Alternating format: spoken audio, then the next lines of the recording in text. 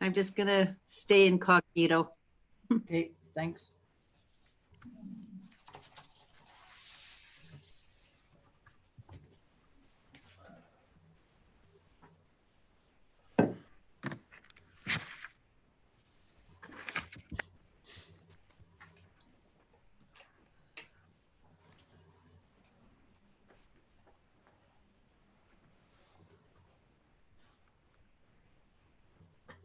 Good evening, everyone. Evening, Kevin. Good evening, Kevin. Hi, Kevin. Hello.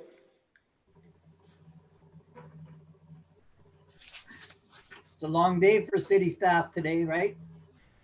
Yep, lots going on in the city of Kenora for planning. It's called what I call job security.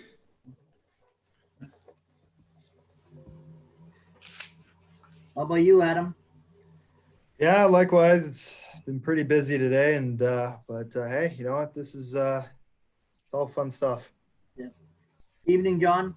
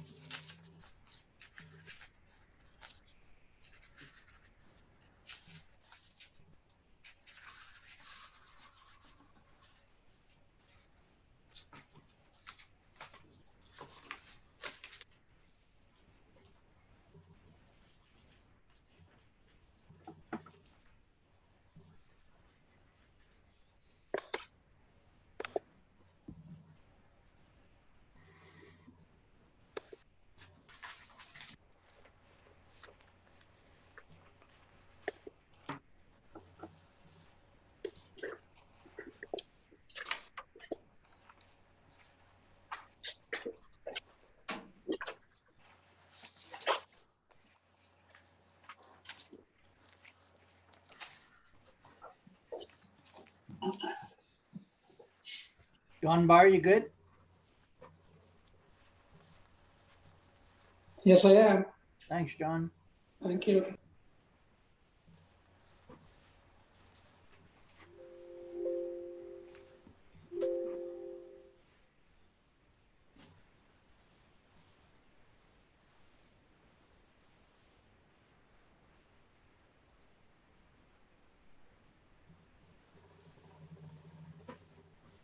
Laura, how you doing?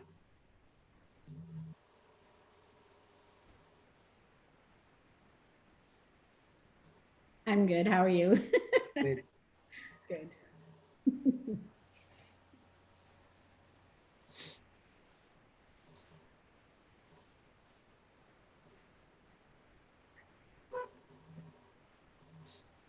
Evening, Bev.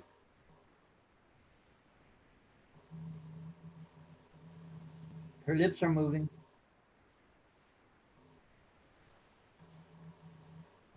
How about Yeah, that's good. You're on. Yeah. now? Okay. Muted. It says mute.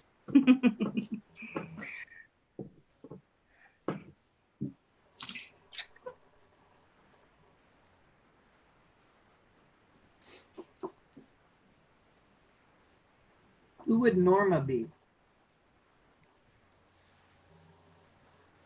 Don't know who that is.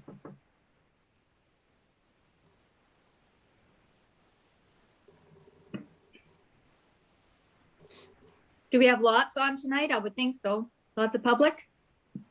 Yeah, there's a few. Good. So I believe we have quite a few people, or more than we're used to seeing, joining us. I think most in regards to the official plan and zoning bylaw amendments proposed for the Central Park property. Okay. Yeah. Hey,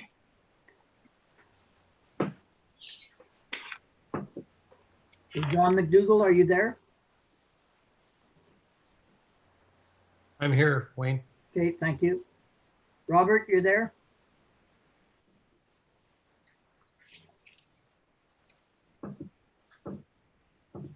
He was here earlier. How Hi, about Wayne. that? It's Tanis. Hi. This computer on this, the video on this computer is not working, so I'm just going to log out and log back in. Thank you.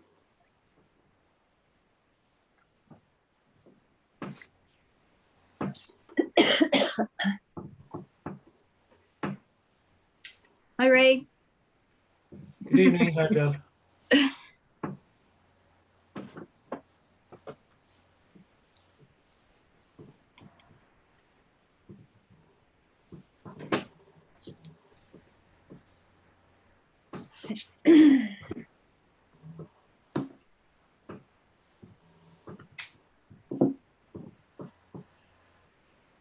Wayne, Yes, with exception to John Barr, I think we've heard from all members and their audio is okay, so we can forgo roll call today. okay, I'm just waiting to make sure that Tanis is there. Okay, and I haven't heard from Tanis, okay. John Barr Hello. yet. Hello, I'm back. It's Tanis. Oh, perfect. Sorry. Okay. So Wayne, we'll just wait for member John Barr, and once we can confirm his audio, we can forgo that roll call. John Barr is there. I'm here. It's Perfect, Robert. we're good.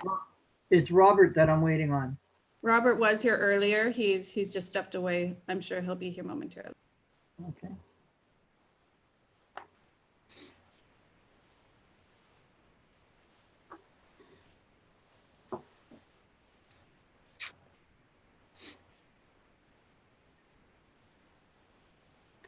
Good evening, Robert. Hey, Wayne. Good evening, everyone.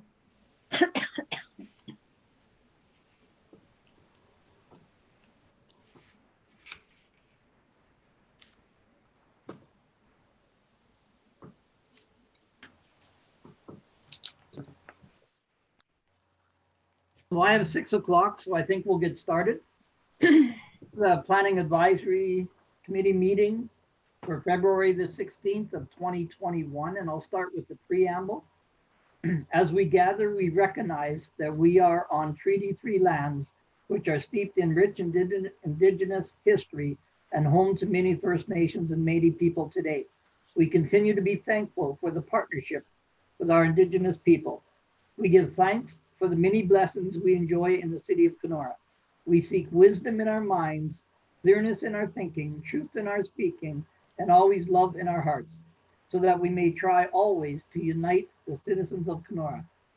Let these principles guide us in our decision making. In accordance with bylaw number 73-2020, the Planning Advisory Committee and Committee of Adjustments for the City of Kenora will host a virtual meeting with electronic participation in accordance with the Statutory Powers Procedure Act. Personal information collected as a result of this public meeting are collected under the authority of the Planning Act and will be used to assist in making a decision on this matter. All names, addresses, opinions, and comments may be collected and may form part of the minutes, which will be available to the public. Questions regarding this collection should be forwarded to the Secretary Treasurer. The committee members, whom I will ask to quickly raise their hands to the screen, have been appointed by council to consider applications for minor variances, consents, validation certificates, plans of subdivision, and condominium descriptions within the jurisdiction of the Planning Act. I'd like to ask the Secretary Treasurer to perform a roll call to those members in attendance to ensure We're good, Wayne. connectivity. We've done. We're good.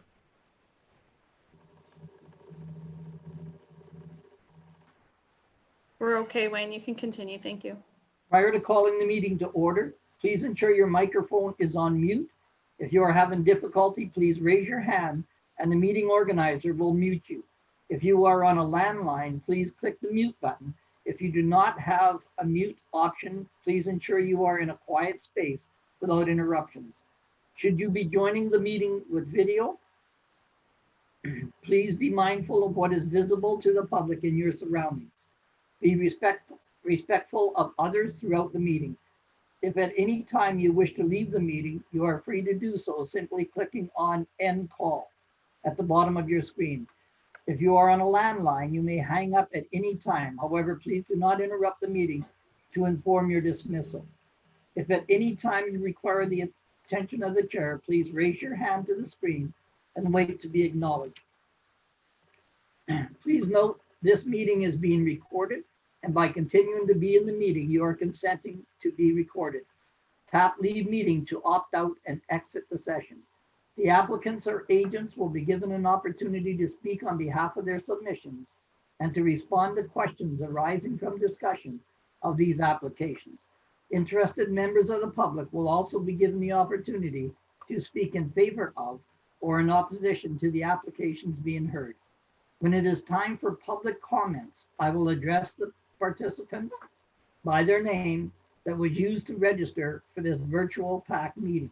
Once your name has been called, please then unmute your microphone or your telephone. All persons addressing the committee shall state their full name, mailing address, and must direct their comments through myself, the chair. When addressing an applicant through the virtual meeting, your comments should be limited to 5 minutes.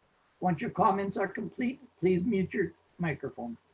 Decisions will be mailed or emailed to the applicant, the agent, and to all other interested parties who have provided their mailing address and or email address to the Secretary Treasurer at mshaw@kenora.ca. Also, a notice of adjourn application or possible local planning appeal tribunal hearing will also be provided to those who have made a written request form via email to the Secretary Treasurer at mshaw@kenora.ca. The decision and or any condition imposed by the committee can be appealed to the local planning appeal tribunal. The notice of appeal for a minor variance application must be filed with the Secretary Treasurer within 20 days of the making of the decision. The notice of appeal for a land division application must be filed with the Secretary Treasurer within 20 days of the mailing of the notice. The Secretary Treasurer for the Kenora Planning Advisory Committee is Melissa Shaw. The City Planner is Kevin Sumner. And the the Manager of Development Services is Adam Smith. We'll call the meeting to order and we'll ask if there's any additions to the agenda. I have none. Okay. Declaration of interest by a member at this meeting or at a meeting of which a member was not present. Okay, seeing none. Adoption of minutes of a previous meeting of December 15th, 2020. Are there any questions or corrections to the minutes as circulated? Seeing none, the minutes are approved. Correspondence, if there's any additional correspondence relating to applications before the committee. We did receive 2 additional comments, public comments today for applications D09-2101, official plan amendment, and D14-2101, the application for zoning bylaw amendment. Those have been circulated in advance to all members of PAC. And I believe a few members have come forward with questions that will form part of the public record during the comment and question portion of those applications. Okay, thank you. We'll move on to consideration of application for minor variance. D13-2101, concurrent with D10-2102. Morley? Yes, as the chair has noted, this is an application for consent and a concurrent application for minor variance for an unaddressed property on Anderson Road, identified as PIN number 42174-0052. The owner and applicant being Diane Morley. You'll see in the first page of the report an illustration of the proposed division of the subject property. So the application for consent is proposed to create one new lot at the subject property. The effect of the approval will be to divide the existing 3.16 hectare property into 2 separate lots. The northern one being 1.7 hectares and the southern one being 1.46 hectares. The new lot and the residual will have less frontage and will be smaller than what is normally permitted under the RU rural zone. And therefore the concurrent minor variance is required. The property in question is tree covered and undeveloped with frontage on Anderson Road. The topography is rolling with variances in elevation of over 10 meters across the property. Neighboring properties to the north, east, and west are a mixture of rural properties. Commercially zoned property and an electrical transmission line corridor are located directly south of the property. You'll see in my report a photograph of the site from Anderson Road. In terms of consistency with legislated policy and city directive, in regards to the provincial policy statement 2020, we believe the application is generally consistent with the policies of the provincial policy statement, which promote managing and directing land use to achieve efficient and resilient development and land use patterns. The PPS permits residential development, including lot creation that is locally appropriate, and states that development that is compatible with the rural landscape and can be sustained by rural service levels should be promoted. In regards to compliance with the official plan, the land use designation of the property is rural area, which provides for a variety of agricultural, residential, industrial, commercial, recreation, tourism, and open space uses. Residential development in the rural area is restricted to single detached dwellings on relatively large lots serviced by private water and sewage. Development proposals are to be limited in scale and not detract from the planned role and function of the settlement area, and preserve rural character and the scenic quality of the rural landscape, avoiding densities more appropriately found in the settlement area. In terms of compliance with the zoning bylaw number 101-2015, the proposed new lot is zoned RU rural zone. Development is subject to the regulations of section 4.13 of the zoning bylaw. Single detached and seasonal dwellings are permitted uses in the RU zone. Lots must normally have a minimum lot frontage of 90 meters and a minimum lot area of 2 hectares. Therefore, the property owner has applied for a minor variance to reduce the minimum required lot width to 69.4 meters for each lot, and the minimum required lot area to 1.7 hectares for the northern lot and 1.46 hectares for the retained southern lot. The application for minor variance and the application for consent were circulated on, sorry, there's a typo there. It should be January 30th, 2021. The following is and the summary of responses is provided there. You'll see that there was no concerns expressed by any of the circulating agencies with the exception of the Northwestern Health Unit. They didn't express a concern, but did note that they would like to reserve the right to provide comment due to the ground coverage during the winter months. They will not be able to provide comments until the spring thaw, and they will need time to contact the applicant and arrange payment for services. In terms of public comments, the circulation of the notice for both applications was completed in accordance with the requirements of the Planning Act. The public hearing is here tonight. As of the date of the report and as of tonight, no public comments have been received in regards to either application. In terms of our evaluation of the applications for the minor variance, the official plan states that new development shall be assessed on compatibility with established community and ability to coexist with existing development without causing undue adverse impacts on surrounding property. We believe the proposed variances are compatible to the pattern of surrounding community and would not cause adverse impacts on neighboring properties. And I note in the report the 4 tests that are to apply for an application for minor variance. I won't repeat them. All of our committee members are quite familiar with them by now. In regards to the evaluation of the application for consent, if approved, the consent will allow for separate ownership of the 2 parcels. The applications are supported by the policies of both the provincial policy statement and the official plan. And if both applications are approved, the proposed lots will be compatible to the regulations of the zoning bylaw. We do note that the Northwestern Health Unit has noted they're unable to provide comment due to the snow cover, and receipt of a future approval from the Northwestern Health Unit is being recommended, therefore, as a condition of approval. I note in my report the legislative framework for consent approval, which again, our committee members are familiar with. So in terms of recommendation, in regards to the minor variance, we recommend that the Kenora Planning Advisory Committee take into consideration any comments that may yet to be received, and that the application D13-2101 to seek relief from the City of Kenora zoning bylaw 101-2015, section 4.12.3a, which requires a minimum lot frontage of 90 meters for properties zoned RU rural zone, to allow for the creation of 2 lots with a lot frontage of 69.4 meters, and from section 4.12.3b, which requires a minimum lot area of 2 hectares for properties zoned RU rural zone, to allow for the creation of 2 lots sized 1.7 and 1.46 hectares, meets the 4 tests and should be approved.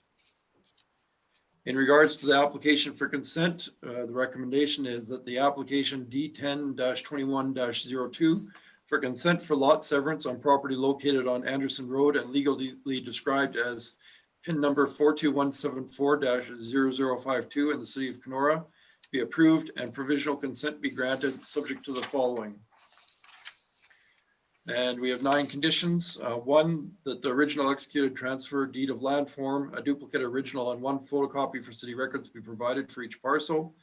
2, a schedule of the transfer / deed of land form on which is set out the entire legal description of the pins in question and containing the names of the parties indicated on page 1 of the transfer / deed of land form be provided for each parcel. 3, that a minor variance is approved, reducing the minimum required lot size from 2 hectares to 1.7 hectares for the northern lot and 1.46 hectares for the southern lot. And that should also include reducing the minimum required lot frontage to 69.4 meters for both lots. 4, that approved permits are received from Northwestern Health Unit for private servicing. 5, that 3 original copies and 1 PDF copy of the reference plan of survey bearing the land registry office registration number and signatures as evidence of deposit therein and illustrating the parts to which the consent approval relates, which must show in general the same area and dimensions of the sketch forming part of the application, be provided. 6, that the payment of outstanding taxes, including penalties and interest, and any local improvement charges, if applicable, shall be paid to the city of Kenora. 7, that an application for an entrance permit for each lot is received and approved by the city of Kenora. And 8, that prior to endorsement of deeds, the secretary treasurer shall receive a letter from the owner or owner's agent / solicitor confirming that conditions number 1, and that should be through number 7, have been fulfilled. Clearance for the city of Kenora and external agencies as required are to be included. And 9, that all costs associated with extension of services, driveway installation, surveys, legal fees, and matters related to the application are the responsibility of the developer / applicant. With that, I conclude my report. Thank you. Thank you, Kevin. Is Diane Morley, are you with us tonight or anybody representing? I'm here tonight. Can you hear me? Yes, I can hear you. Go ahead. Okay, good. Hi there. My name is Diane Arlene Morley. My address is 78 Sundine Road. I'm in Keewatin, Ontario, and my postal code is E0X1C0. And I'm here. I'm seeking approval for the minor variance to create an additional lot. Most of the things I was going to say, Kevin already did. Thanks, Kevin. So I've owned this property for 10 years. I bought it in 2011, and a girlfriend of mine who is a nurse practitioner wanted to move to Kenora. She has secured a position at Winhack, and she was looking for a relatively flat lot to build a home on for herself and her 2 daughters. So that is the reason that I'm dividing it, that I would like to create a new lot, because I as well would like to retain the other lot so that in the future I might build my own home and move there.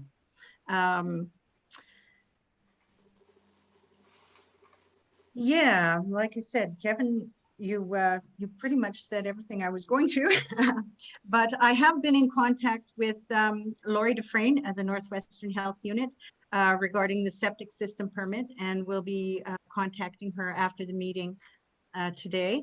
And I'm not sure what else to say. That's So that's fine. That's good. okay. Thank you. Is there anybody from the public that would like to speak in favor of this application? Anybody would want to speak against this application? Seeing nobody, we'll move on to questions from the Planning Advisory Committee, and we'll start with you, Bev.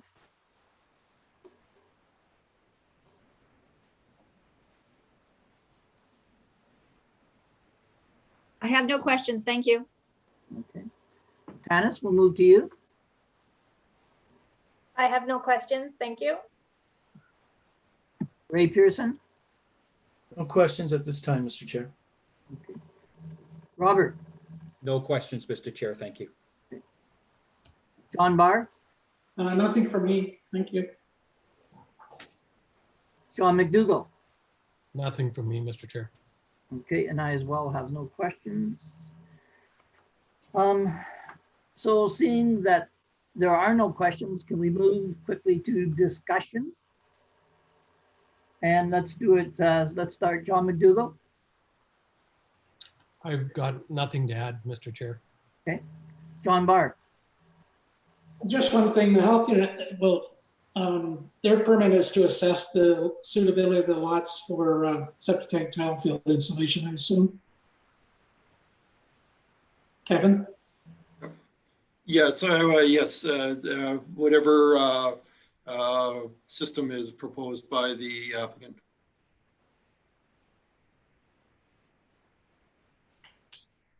To add to that, that is one of the conditions, so it will be conditional. thank you. Okay, they won't be able to do that till after spring thaw, I assume. Correct. And That's our understanding. and the city's approval is good for 1 year? 12 months, Yes. correct. Yeah, okay, thank you. Robert, No discussion, Mr. Chair. Thank you.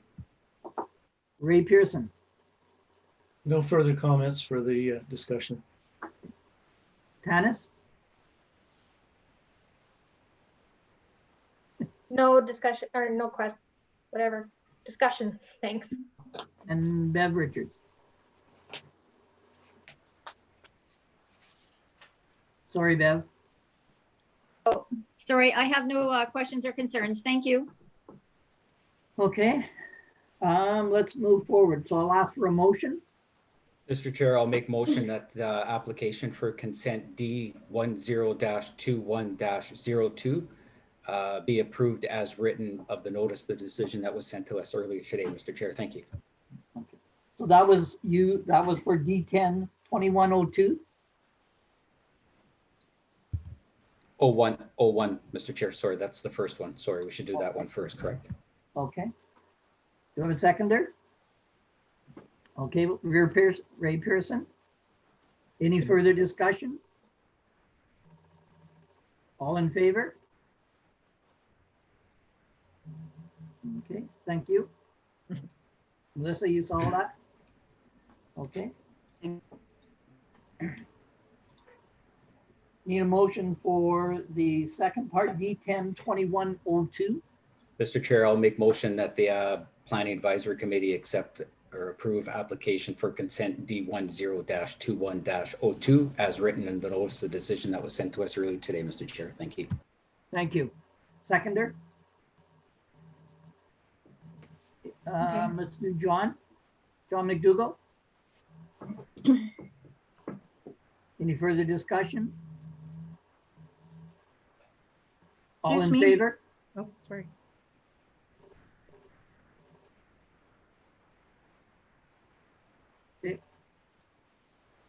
Good, thank you. Melissa, will give it to you. Diane, did you have a question before I? I do, actually, I'm looking at the numbers here of conditions, and I'm looking at number 7, and it says that an application for an entrance permit for each lot is received and approved by the city of Kenora. The one lot already has a culvert and a driveway in there, so do I still require a permit for that? You do, Diane, for addressing. It is an unassigned address, so Okay, we'll require that. So you have received provisional approval for your consent application tonight, and you have received approval for your variance. Both of those applications are subject to an appeal period. The minor variance application, D13-2101, the appeal period is March 8th, and application for D10-2102, the appeal period is March 10th. I will send you notice of these decisions. You do have a copy of those conditions in front of you, but any questions you have, we can continue to correspond via email. Okay, Diane? okay, perfect. Thank you so much. Thank you. Okay. Okay, we'll move on to consideration of an application for consent, D10-2101, Christensen, and I believe Tara, you'll Where did Tara go? No, I'm looking for Tara. Are you the agent? Here I am. Oh, sorry, couldn't see That's you. okay. I was muted until, Go ahead. all right. So this application is being made as a result of a survey that was required in order to realign the lots that Christensen's own, Cindy Christensen owns, that they ran east and west, and we realigned them last year to run north and south. So when that survey was being done, the surveyor noted that there was a significant encroachment of a shed and part of a residence onto the property on the southwest side. So that property, the encroaching property, is actually owned by Cindy's brother. So we all met on site midsummer. It was really hot out. Remember those days? And with the surveyor and agreed on a lot line that was satisfactory to everybody. So that's what you've seen in the sketch and in the surveyor sketch. And so that's what we're applying for, is to have a lot addition to the property that has the encroachment from the property that was recently realigned. Okay, thank you. Kevin? Yes, and I'll skip over the parts that I think Tara has adequately introduced the application, and I won't. I'd just be reiterating what she's just described. In terms of existing condition, both of the current lots are in residential use. You can see that from the site visit photo in the following section of the report. Neighboring properties are predominantly single detached dwellings, with the Highway 17 East corridor being located north of the subject lands and serving as a commercial corridor with a mixture of commercial uses in that direction. Lake of the Woods is located a short distance to the south of the property. The property slopes steeply southward, limiting the areas in which a dwelling can easily be constructed.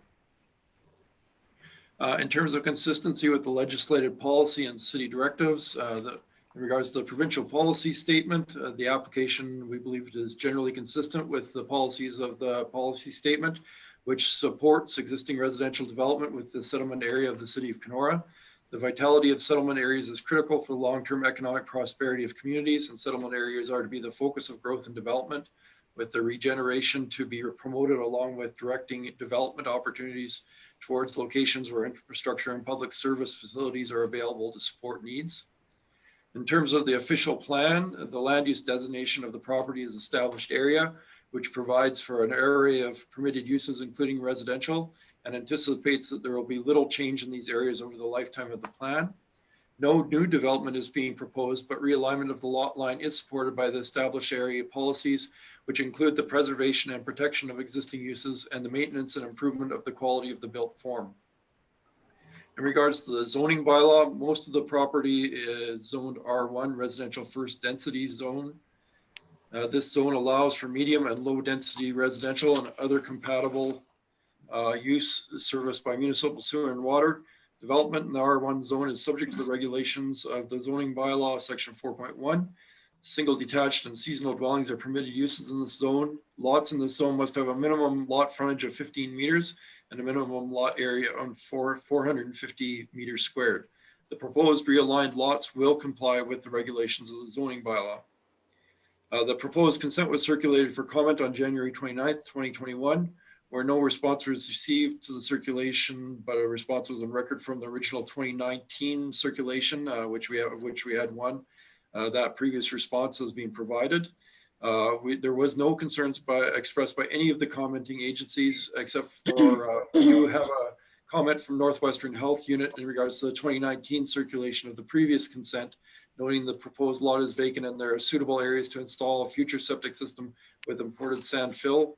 Northwestern Health Unit has no objections to the proposed easement. Oh, sorry. That was included from a different application. Sorry, there was actually no concerns in regards from any of the agencies. My apologies. I'm not sure how that ended up in there. In regards to public comment, circulation of the notice of the complete application and hearing for consent lot addition was completed in accordance with the Planning Act. Public hearing is being held here tonight to hear this application and allow for public comments. As of the date of the report and tonight, they have public comments have been received in regards to the consent. In regards to our evaluation, if approved, the realigned lot line will remedy the existing encroachment by a dwelling and accessory structure, potentially preventing legal complications for current and future owners of the property. The application is supported by the policies of the provincial policy statement and the official plan, and is compliant with the regulations of the R1 zone within the Kenora zoning bylaw. And I provide for information the legislative framework for consent approval. Moving on to the recommendation, our recommendation is that application D10-2101 for consent lot addition on property located at 1509 Ontario Street and 812 4th Street and legally described as pins 42155-00444, 42155-00096, and 42155-0097, City of Kenora, be approved and provisional consent be granted subject to the following. 1, the original executed transfer/deed of land form, a duplicate original and 1 photocopy for city records be provided for each parcel.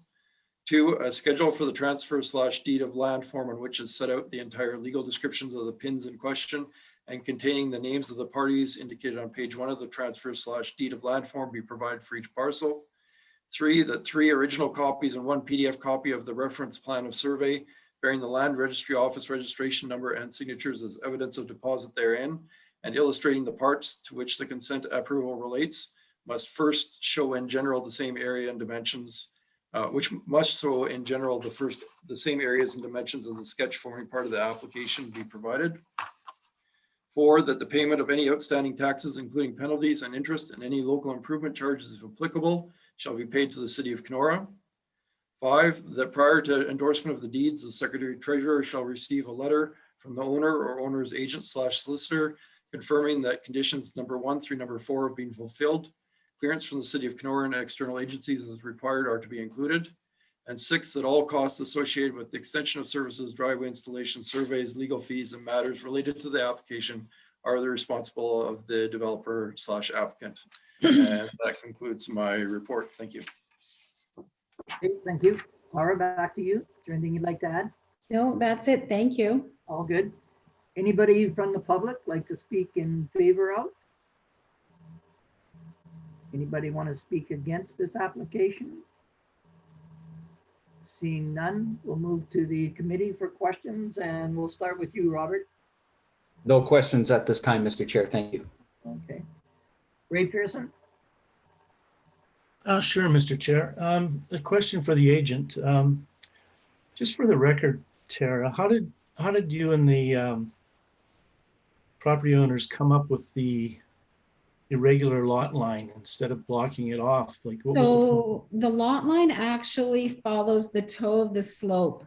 There's a significant slope grade change between Ontario Street and where the encroaching house is. And so we followed the toe of the slope and it seemed to make the most sense. That was actually the surveyor's suggestion. Okay, fair enough. Thanks, Tara. Mm-hmm. Good, Ray? Yep, that's all, Wayne. Tanis?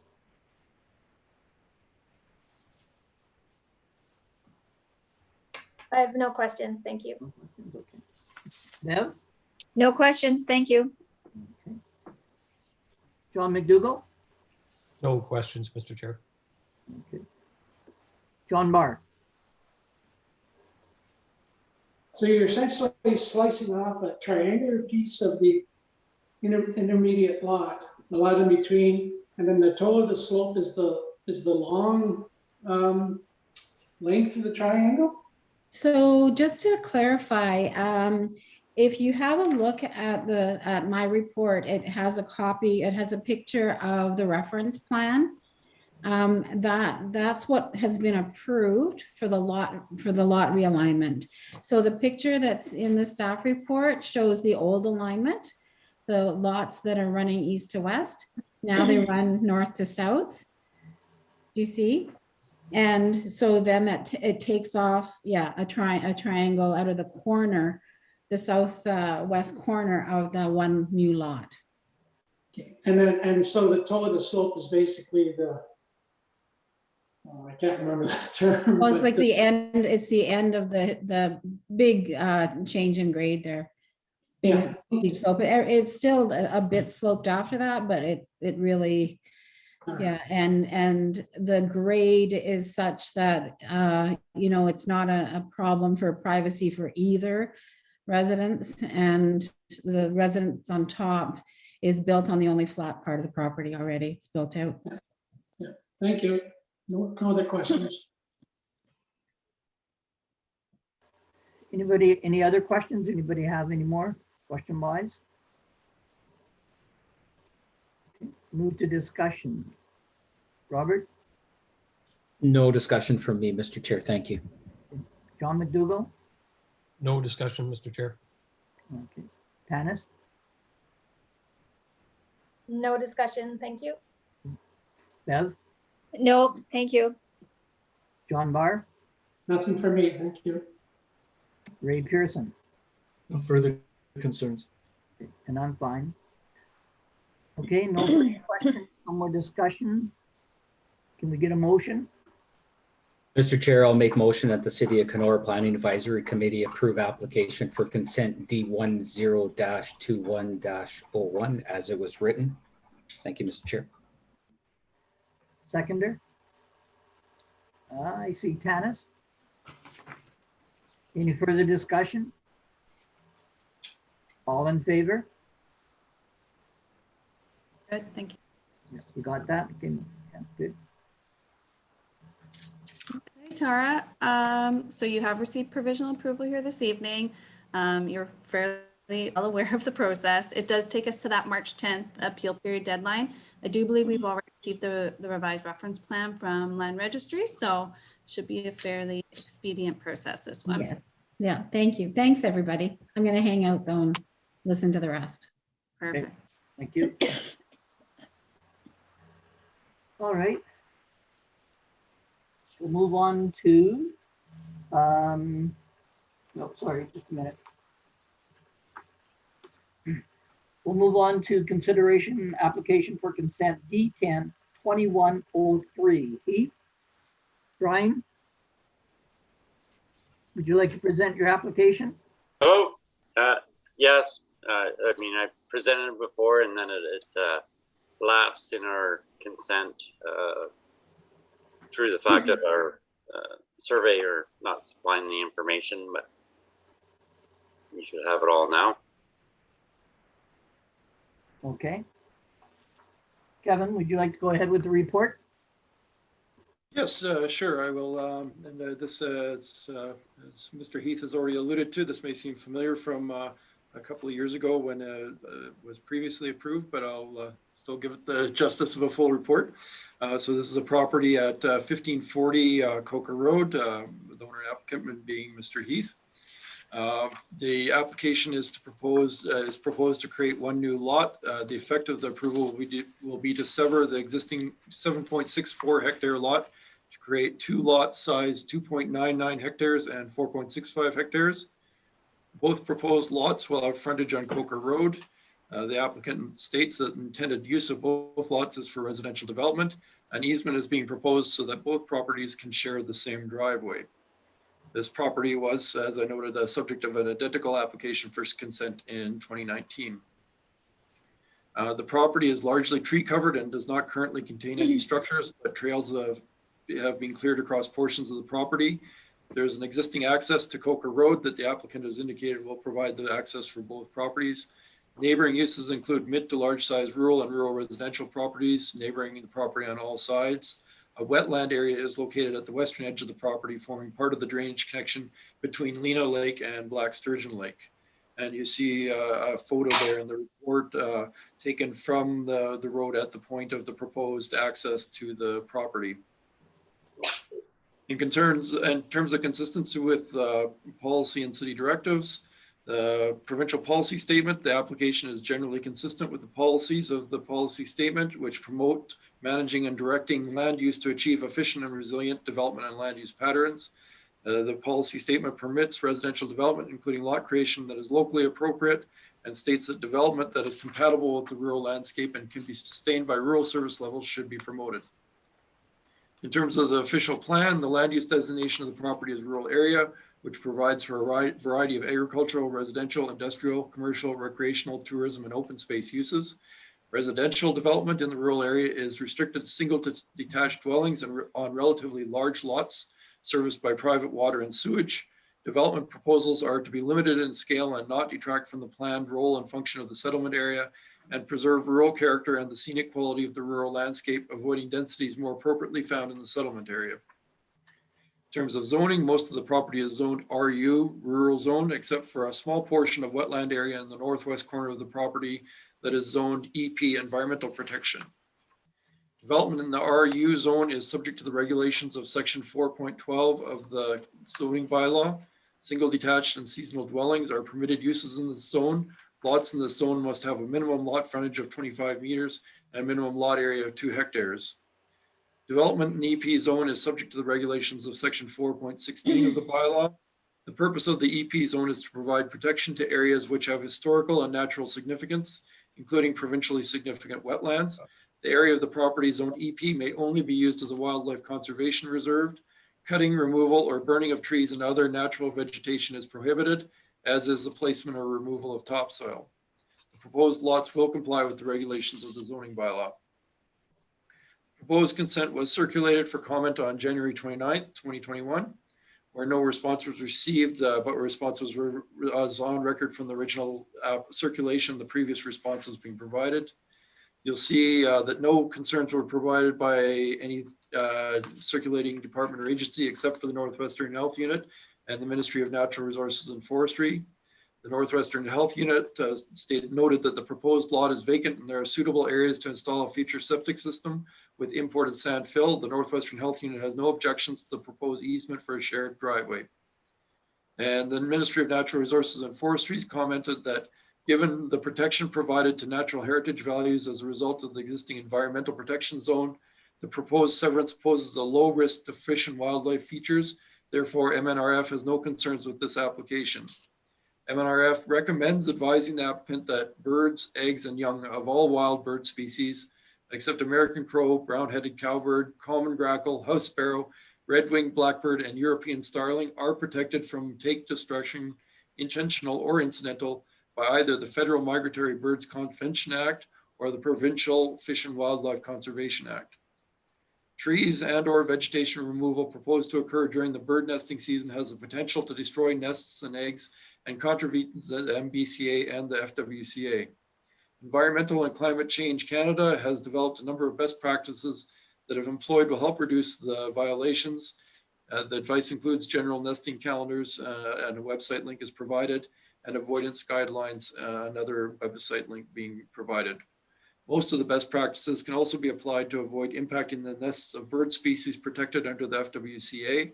It is the responsibility of an individual or group undertaking an activity to exercise their due diligence to avoid take of birds and the destruction of nests and eggs within an area of operation. In regards to public comments, circulation of the notice and was completed in accordance with the Planning Act. And public hearing we're having tonight. As of the date of as of tonight's meeting, no public comments have been received. In terms of evaluation, if approved, the proposed new lot will allow for separate ownership of the 2 parcels. The application is supported by the policies of both the provincial policy statement and the official plan, and is compatible with the regulations of the RU rural zone of the Kenora zoning bylaw. A number of conditions that would normally be required of a new consent application have already been met by the applicant in attempting to fill the conditions. In regards to the legislative framework, the committee is familiar with those. So I'll move forward to the recommendation, being that application D10-21-03 for consent for lot severance on property located at 1540 Coker Road and legally described as PIN 42134-0516 in the city of Kenora be approved, and provisional consent be granted subject to the following. 1, the original executed transfer/deed of land form, a duplicate original, and 1 photocopy for city records be provided for each parcel. 2, a schedule for the transfer/deed of land form on which is set out the entire legal description of the pins in question and containing the names of the parties indicated on page 1 of the transfer/deed of land form be provided for each parcel. 3, that approved permits are received from the Northwestern Health Unit for private servicing. 4, that 3 original copies and 1 PDF copy of the reference plan of survey bearing the land registry office registration number and signatures as evidences of deposit therein and illustrating the parts to which the consent application relates, which must show in general the same area and dimension as the sketch forming part of the application be provided. 5, that the payment of any outstanding taxes, including penalties and interest, and any local improvement charges, if applicable, shall be paid to the city of Kenora. 6, that an easement be registered granting access to the owner of the proposed southern parcel to use the shared driveway across the proposed northern parcel. 7, that prior to endorsement of the deeds, the Secretary Treasurer shall receive a letter from the owner or owner's agent/solicitor confirming that conditions number 1 through number 6 have been fulfilled. Clearance from the city of Kenora and external agencies as required are to be included. And finally, 8, that all costs associated with extension of services, driveway installation, survey, legal fees, and matters related to the application are the responsibility of the developer/applicant. That concludes my report. Thank you. Brian, I'll come back to you. Is there anything you want to add? Nope. You're good? Okay. Is there anybody in the public to speak in favor of? Anybody to speak against this application? Seeing none, I'll move on to questions from the committee. And I'll start with John Barr. I do feel bad for red-winged blackbirds in the area, but I have no questions. All right. Robert? No questions, Mr. Chair. Thank you. Okay. John McDougall? No questions, Mr. Chair. Okay. Ray Pearson? I have no questions, Mr. Chair. Tanis? No questions. No questions. Bev? No questions. Thank you. Okay, and I have no questions. Seeing no questions, we'll move on to discussion. Is there anybody that would like to add anything by discussion? John McDougall? No discussion from me. John Barr? Nothing. Thank you. Okay, good. Ray Pearson? Nothing this time. Okay. Bev? No, thank you. Okay. Tanis? Nope, I'm good, thank you. Okay. Robert? Nothing to add to this application, Mr. Chair. Thank you. Okay. Need a motion? Mr. Chair, I'll make motion that the City of Kenora Planning Advisory Committee accept and approve application for consent D10-21-03 as written in the planning report. Thank you, Mr. Chair. Seconder? John Barr? Any further discussion? All in favor? Melissa, you good? Yep, we're good. Okay, go ahead. Thank you, Mr. Heath, for making application once again.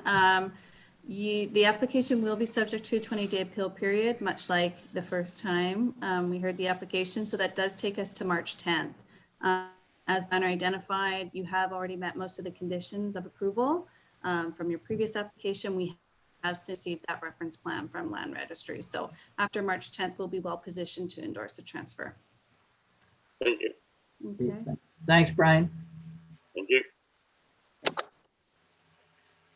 We'll move on to consideration of recommendation to council, application for an amendment to the zoning bylaw 101-2015, application for an amendment to the official plan, so D14-21-01 and D09-2101. So we will, Kevin, will move directly to you. Well, Wayne, I was just going to start on as a presentation on behalf of the city for this application, if that's okay. Okay, thanks. Go ahead. No worries. So just on behalf of the city of Kenora, I wanted to thank everyone for reviewing this city-initiated OPA and zoning bylaw amendment. That would change both the designation and zoning for the segment of Central Park to enable high-density residential development. As the city struggles with a housing crisis that affects all demographics and user groups, we are also faced with the stark reality that is development in Kenora. Despite its vast geography, Kenora does not have an extensive amount of suitable land to support large-scale housing development. It is why we must seek creative solutions such as the proposal put forward for Central Park. Based on the feedback received thus far, I believe there are three common themes that relate to the development potential of the land, impact on user groups, and reduction of green space. So I'll try to best my ability summarize some of these comments, or at least some of the feedback I have in response to these themes. To start, the availability of municipal services in conjunction with its park status makes a property ideal for housing. The city also has received, and since and prior to this coming to PAC, a legal opinion on the title, indicating that there are no covenants that would prevent this property from being developed for residential. In addition, the city has reached out and received feedback from the Ministry of Environment, Conservation and Parks that a record of site condition and any associated environmental assessments would not be required for this purpose.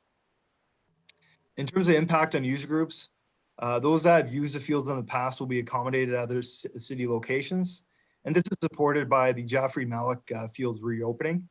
And this will reopen in this year, and it's occurring after 6 years of being offline. I also like to emphasize, and in consultation with staff and community services, that there is still quite a bit of flexibility in scheduling for many of the other fields. The proposal will not only impact, will also not impact redevelopment plans for the Central Community Club, as half the park will be retained to support their programming.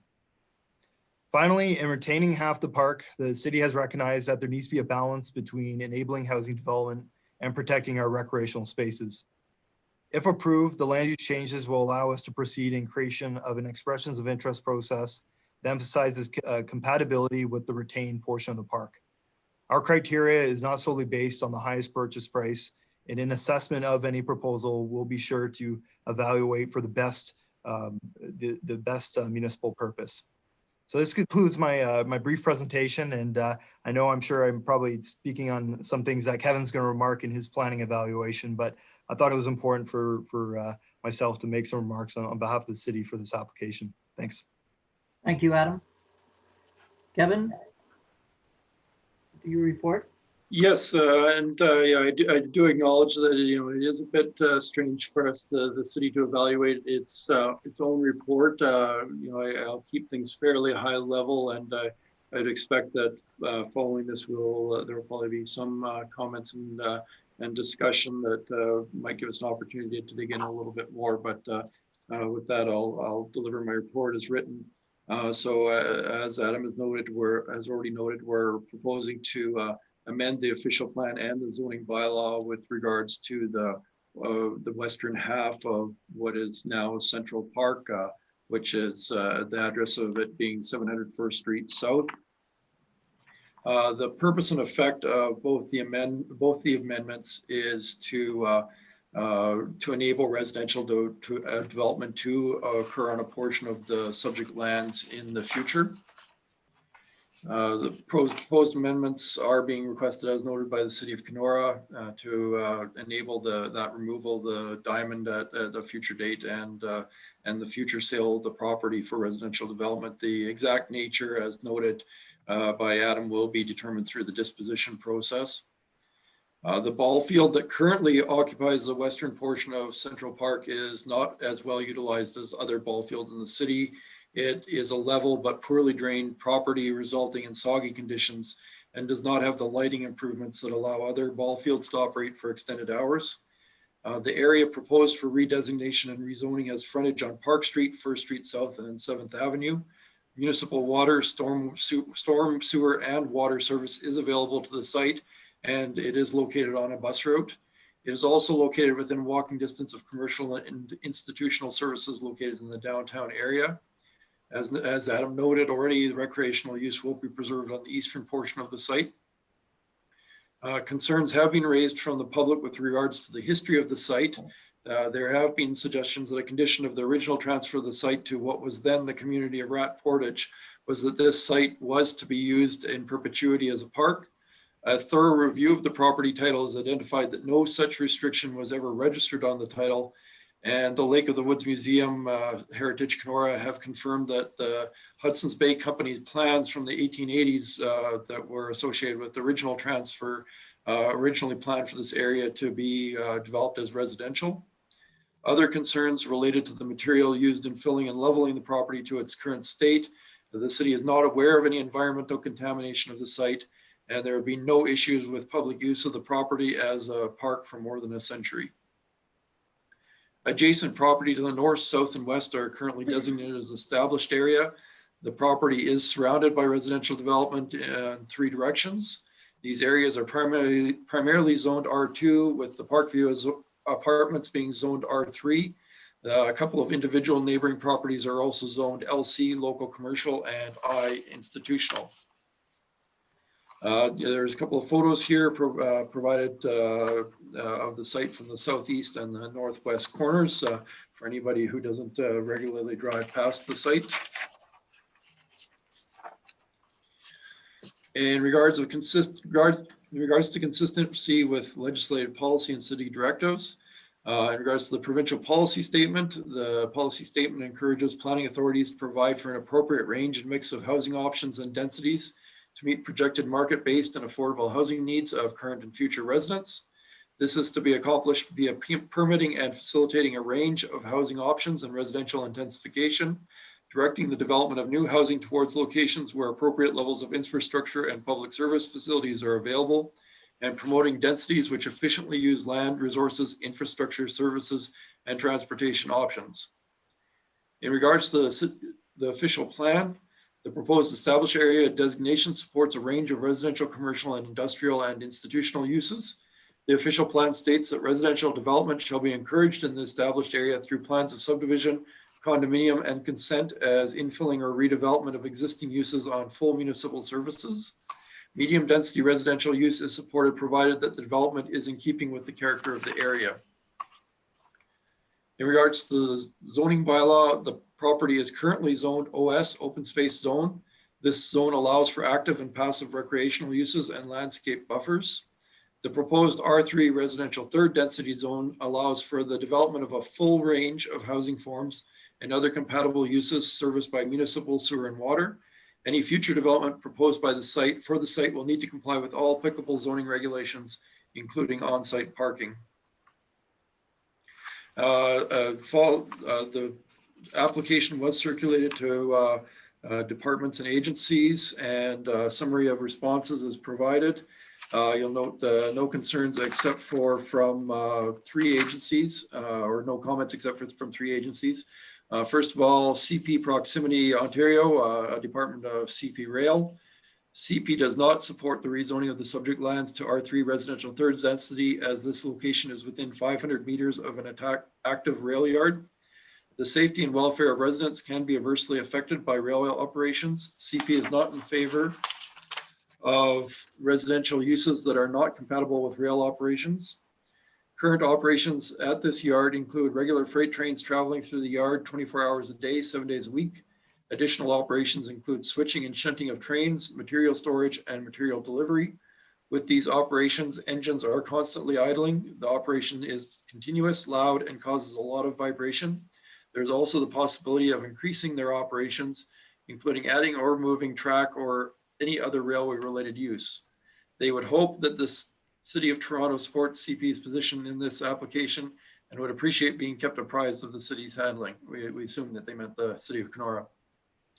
CP's approach to development of the vicinity of rail operations is encapsulated by the recommended guidelines developed through collaboration between the Railway Association of Canada and the Federation of Canadian Municipalities. They provide a website link for those guidelines. They note that should the captioned rezoning receive approval and any future residential development proposals, CP respectfully requests that the recommended guidelines be followed. Lake of the Woods, Heritage Kenora comment that they have no issues from a heritage standpoint. The area has always been found land insofar as it was muskeg that was originally cleared and filled in for public health reasons. The ball diamonds were built as an alternative to playing on the field at the future mill site. The original plan of the town called for that whole area to be residential, supported by HPC land grants map from the 1880s. The Ministry of Environment, Conservation and Parks has commented that legislatively no record of site condition is required in this case, as there is no change to a more sensitive land use. Residential and open parkland are considered equivalently sensitive. However, given the attention the project is likely to get and the report of the past history of the site, the city may benefit from conducting a phase 1 environmental site assessment. However, the MECP has no requirements for that at this property. And a table is provided there summarizing when a requirement for a site condition is triggered. There is a note from Synergy North that they advise future developers to contact Synergy at their convenience to discuss servicing options. In regards to public comments, the public meeting is scheduled to be held by council on March 9th of this year. A notice of the application was given in accordance with section 17 and 34 of the Planning Act, whereby it was circulated on February 1st, 2021 to property owners within 120 meters and published in the municipal memo of the newspaper on January 28th and February 4th and circulated to persons and public bodies as legislated. The notice also stated that the Planning Advisory Committee would have the opportunity to consider recommendations tonight. Where the resolution and minutes of this meeting will be forwarded on to council for their information. As of the date of the report on February 10th, 2 submissions had been received. We have since received further submissions, and all submissions received have been provided or passed on and are included in a single PDF document available to the committee for your consideration with identifying information redacted, as is our usual practice. Both the original submitters and subsequent comments that we've received believe that the land should remain in its current use as a public park and community amenity.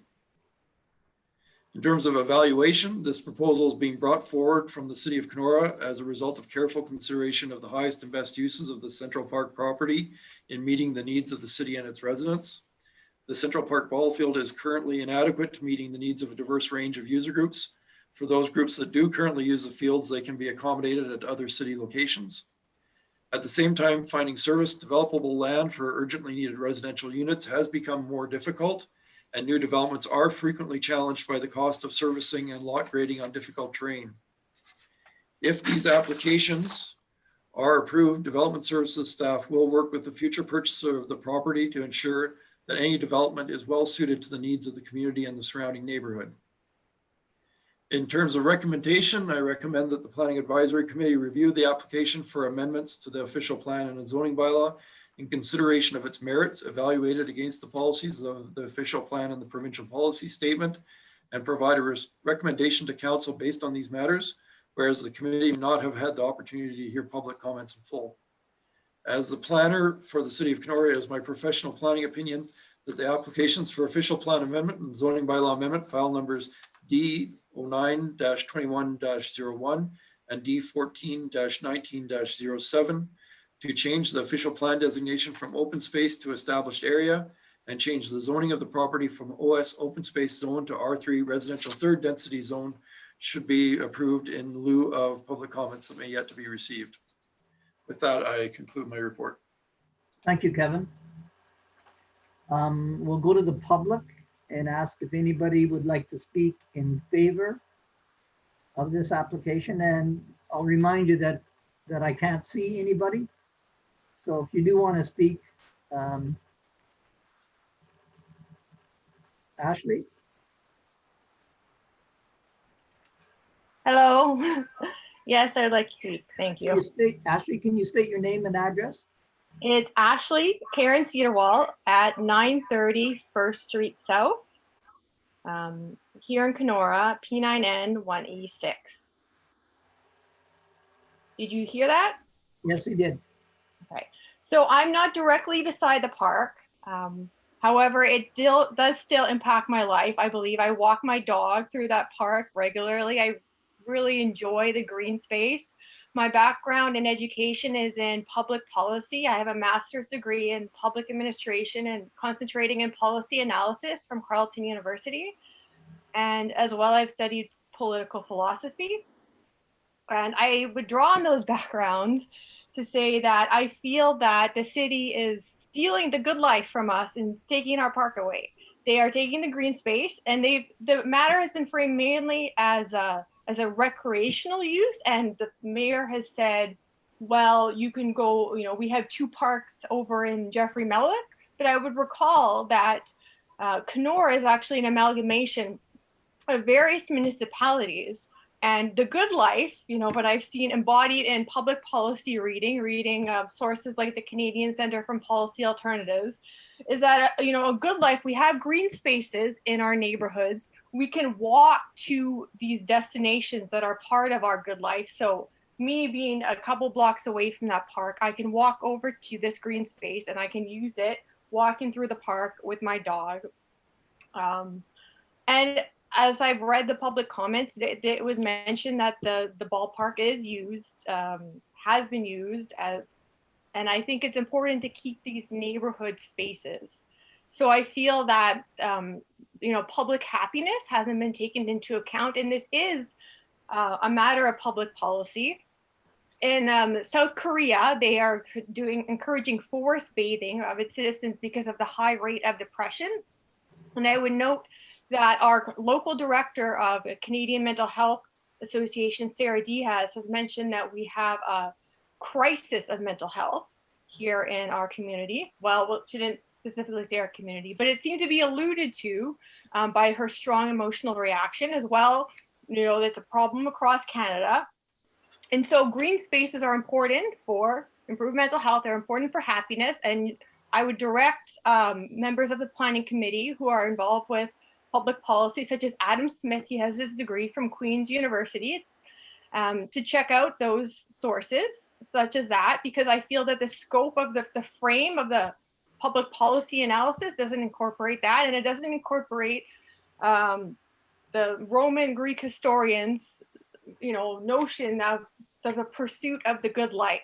And our good life, has these open, happy, green spaces. And so having made my pitch, framing it around my education, because, I suppose I am worried that my comments won't be taken into consideration. I would also note that I feel that the consultation on this matter of the park hasn't been sufficiently wide enough, because I myself learned about it through an online newspaper notice in Kenora Online, and I had read that those within 120 meters of the park were receiving notices in the mail, if I recall correctly. In any case, I didn't receive that, and I feel that this is such a matter to the integral good of the neighborhood, and the neighborhoods are together composed communities, that the consultation reach out wasn't sufficient. All right. Thank you. Anybody else from the public like to speak in favor of or against? I see nobody else. Oh, no, sorry, Wayne, it's Hillary Jackson. Okay. So I have the institutional space at 701. Hillary, can I just interrupt you for a sec? Of course. Can you state your full name and your address, please? Sure. Hillary Jackson. So you want my residential address is on the Villeneuve Road, 284 Villeneuve Road. But I'm here speaking about my commercial space, 701 First Street South, which is directly across the street from the Ball Diamonds. So I'm glad to be able to get on this evening. I had a heck of a time trying to get information. So I agree wholeheartedly with Ashley about the public consultation not being sufficient. I had reached out to a counselor who didn't get back to me. And I don't recall getting a notice at my commercial space either. So the housing in Kenora is an issue. I have some particular concerns around the high density portion of the housing. So in my space, I found needles and all sorts of, condoms and garbage. And I'm not sure, it's almost like that lane that is a thoroughfare for many people. I'm constantly picking up garbage around this property. So I'm concerned about more people in the area, high density, and just what that's going to look like in the neighborhood. When we purchased this property, it was because there was the green space across the street. So that was attractive. And that was one of the reasons that moved my business into this neighborhood. So I do have some concerns. Thank you. Thanks, Hillary. Okay. Anybody else? I see no one else. So I'll ask members of Planning Advisory Committee for questions, and I'll start with Bev. Thank you. Yes, I do have a couple of questions. Firstly, on the recommendation, I would just like to point out that the application to amend the zoning bylaw, the registry or the application number is D14-21-01. There was just a typo in the recommendation statement. And I have a question regarding the legal description. There's no legal description here. It's only described as the westerly part of Central Park. I'm wondering, because this is a PAC committee and I would never want anything to come back on us, I would like it to be more specific, stating, if you don't want to put the pins in, at least put the lot numbers in, which would be lots 31 to 40 and lots 41 to 50 in Block 4, Plan 3. To me, that's important. I would hate for, down the line for them, the new developer to take an extra 10 feet or something. I'm just saying that would eliminate that problem, and it's recognizing, PAC is recognizing that that's a property that we're dealing with. So that's my story about the legal description. I'm also wondering if you can answer, I don't quite understand the process of, and I don't know if this is the right time to ask or not, when you're getting the purchaser, how do we have control over what they're going to build?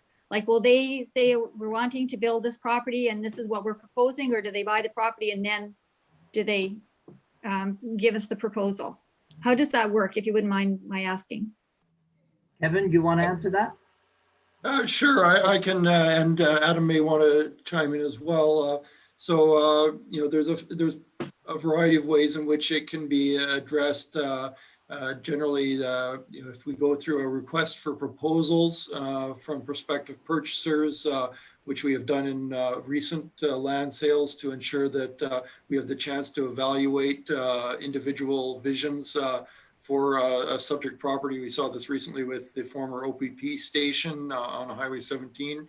That gives us the opportunity to then come up with a purchase agreement that it contains conditions requiring essentially that the applicant, the successful purchaser, move forward with the development as proposed.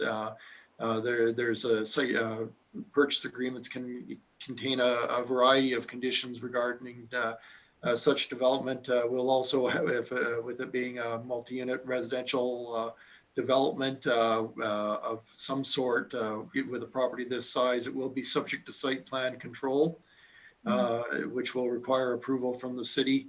At the same time, we don't want to lock in a very narrow vision. We certainly want to encourage creativity with any applications, coming from our community, and encourage outside the box thinking or people to address needs within the community.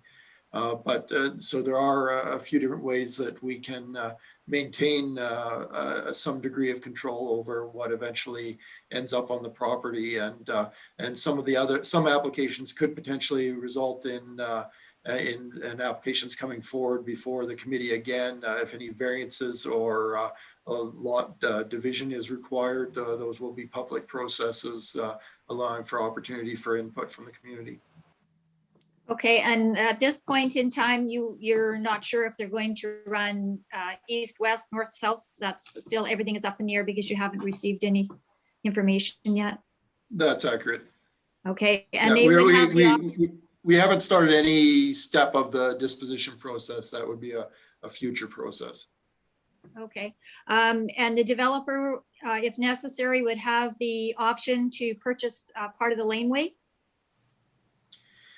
Yeah, so you know, if the laneway is being redesignated and rezoned as a part of that western half of the block, so it is possible that that the laneway will be included in a future disposition of the property to provide more flexibility in the use of the property itself. Whereas, you know, instead of dividing that property into a northern and southern half, allow for the development of the property as a whole.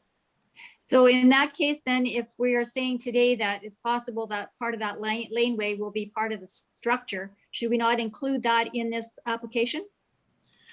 That designation, the redesignation and rezoning would apply to the western half of the block as illustrated in the map provided with the application.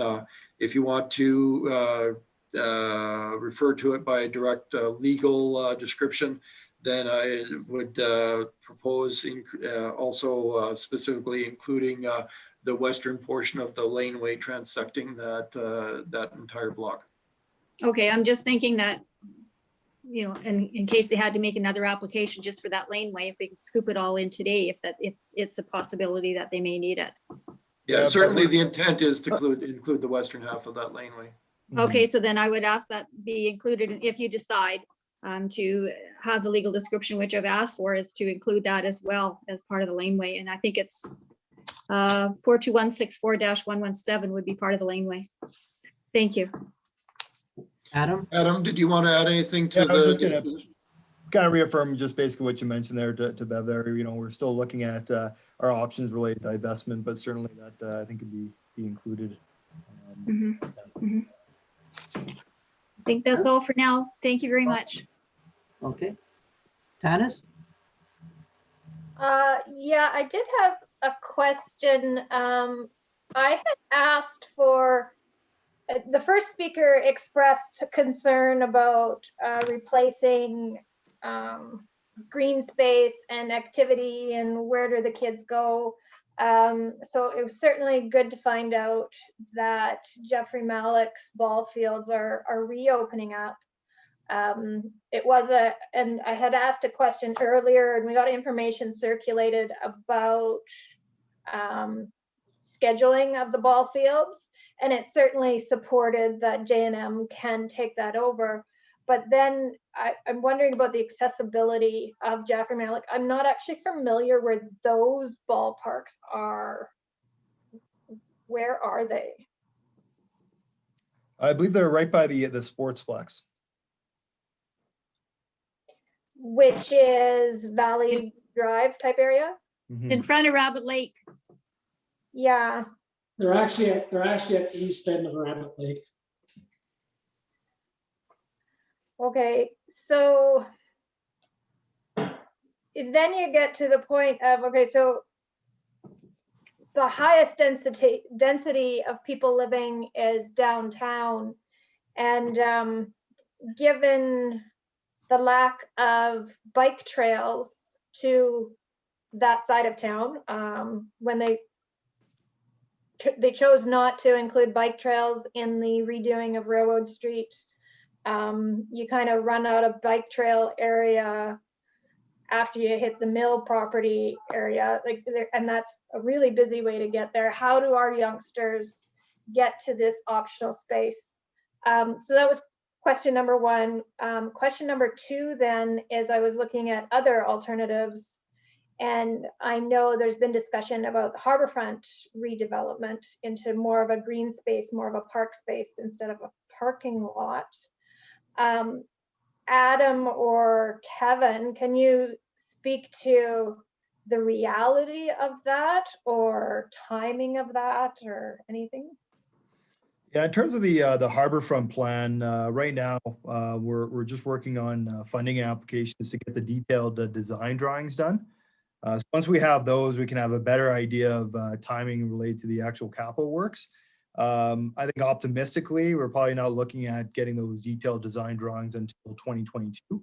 And then subsequently, you may be looking at 2023 for any capital works to actually occur in the area. So that's definitely a little bit more longer term, I think, to realize the vision there for the Harbourfront, which does include taking away some of that parking and I guess maybe not the right word, but greenifying or providing that further green space in our downtown core. So I mean, that's, a good point in which, even though we may be taking some of it away relative to Central, we are certainly looking at in other areas of increasing that type of beautification or that green space in an accessible way. Thank you. No further questions. Okay. Ray Pearson.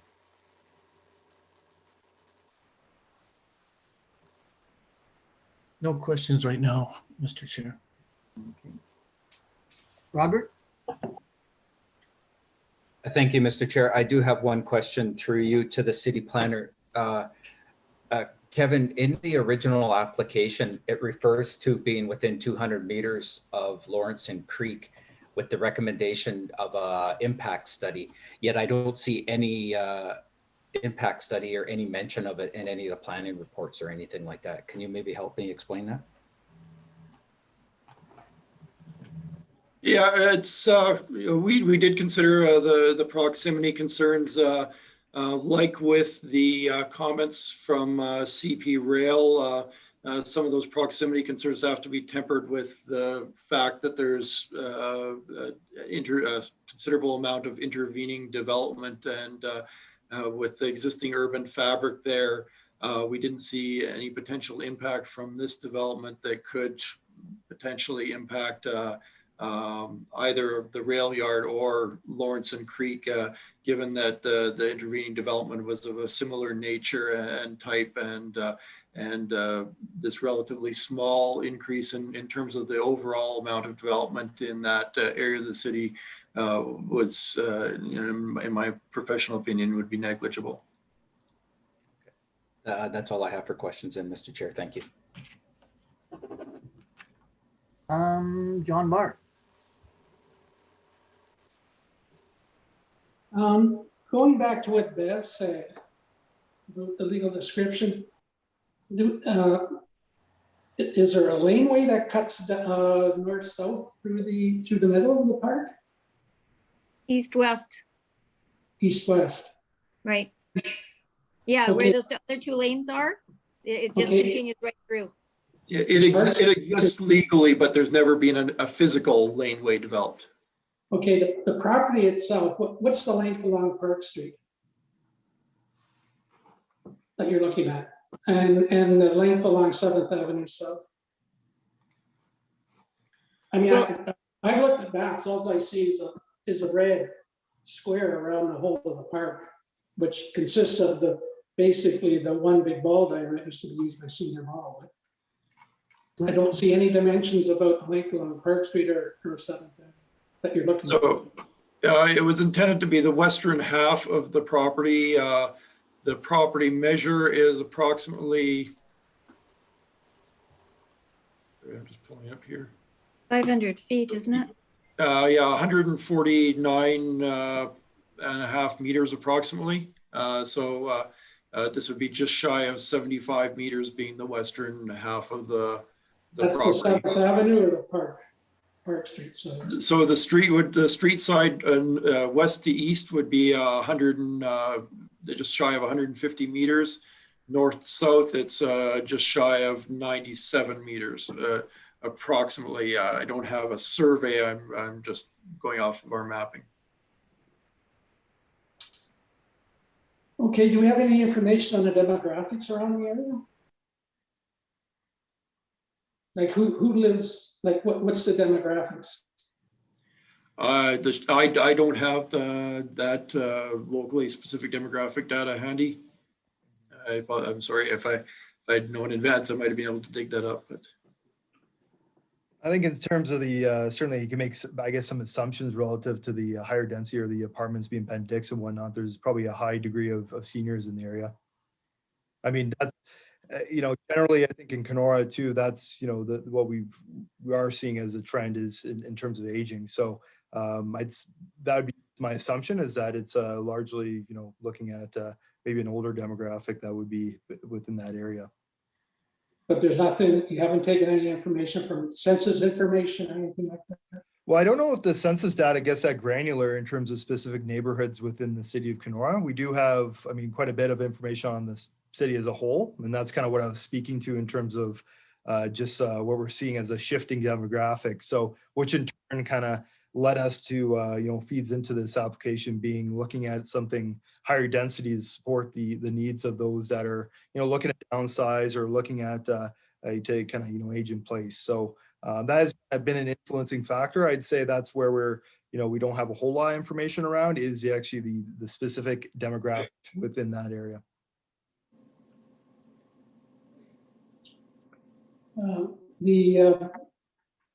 The comment about public consultation, I thought, was there any thought given to maybe more extensive public consultation? As like even an open house meeting, that type of thing? Well, we are very restricted in terms of our options for public consultation. Certainly the traditional open house or community meeting, in a physical location is just not on the table given COVID restrictions. And we didn't, the short answer is that we haven't engaged in any exceptional public consultation beyond the notification requirements. Yeah. Well, given that, then is there a rush to rush this through in the rezoning and official plan? I mean, if it waited a year, would that be critical? Would that be fatal to the project? Well, no, yeah, and I think, going, or just mentioning the fact that, we're not really in a position to divest the property right away. I think the primary factor in moving it forward now, prior to having the official plan and zoning bylaw review concluded, is to address some of the housing challenges we do have in Kenora. We recognize that. I think this is a situation that's only getting worse. And so what we're trying to do is move very quickly on this in order to facilitate or try to make some change on those gaps that we do see. So we're trying to, definitely capitalize on this kind of, on the conditions of the site and move this forward in a timely way. I'd say that we do have the public meeting for council still to occur in March. So there will be another chance for the public to be involved at that point in time. There was a number of years ago, I think we did actually approach it was a couple reps from the user groups around the idea. So this has been kind of percolating for some time now. But we never were really positioned until I guess this point to create a more robust proposal for council consideration or for PAC consideration and subsequently for council consideration. But the need for housing has just been the overriding factor to move this forward now. But there is the possibility that if these two proposals were approved, there may be nothing happen there for 5 years. No, exactly. Unless a developer wishes to come in and make a proposal. No, for sure. And I think I just, I reiterate for our UI processes, the value in it is that we have quite a bit of control, that we have criteria to go by. So even though, say, somebody may provide a bid on the property, if it's not meeting our criteria, then we'll patiently wait for the right to bid to come in. And there's no restrictions on the type of housing. A developer could come in and depending on what the lot size is, because we don't know, a developer could come in and develop it on the basis of 5 residential lots, single units.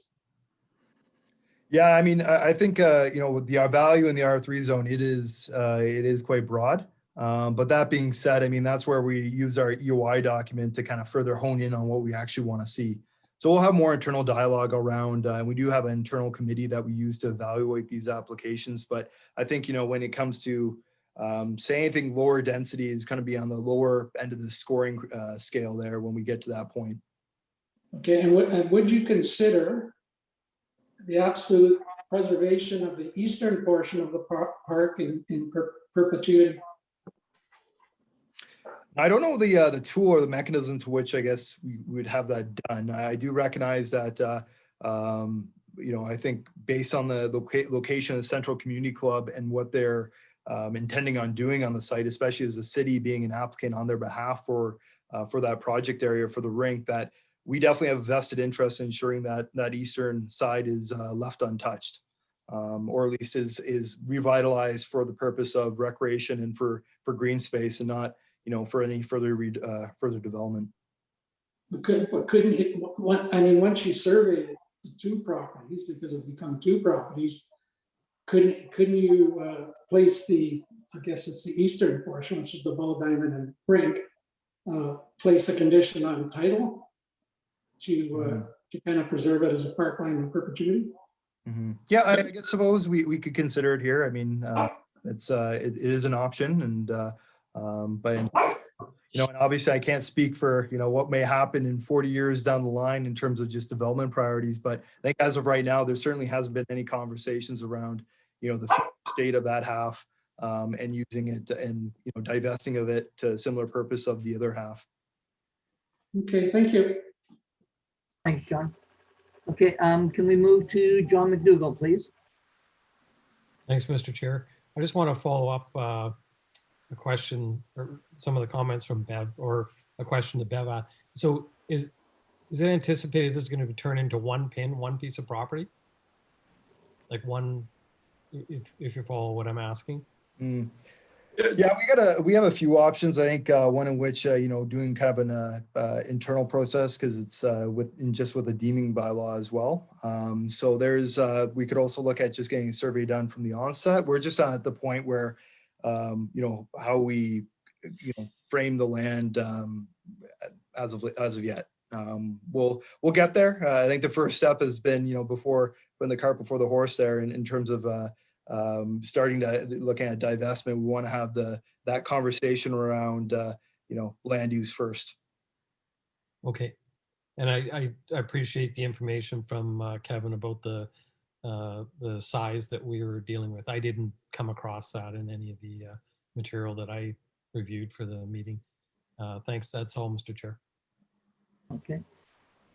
Kevin, one question that I have is in the planning report on page 6, CP, there's a comment in there, City of Toronto supports CP's position. What, is that just incorrect, or what's that got to do with Toronto?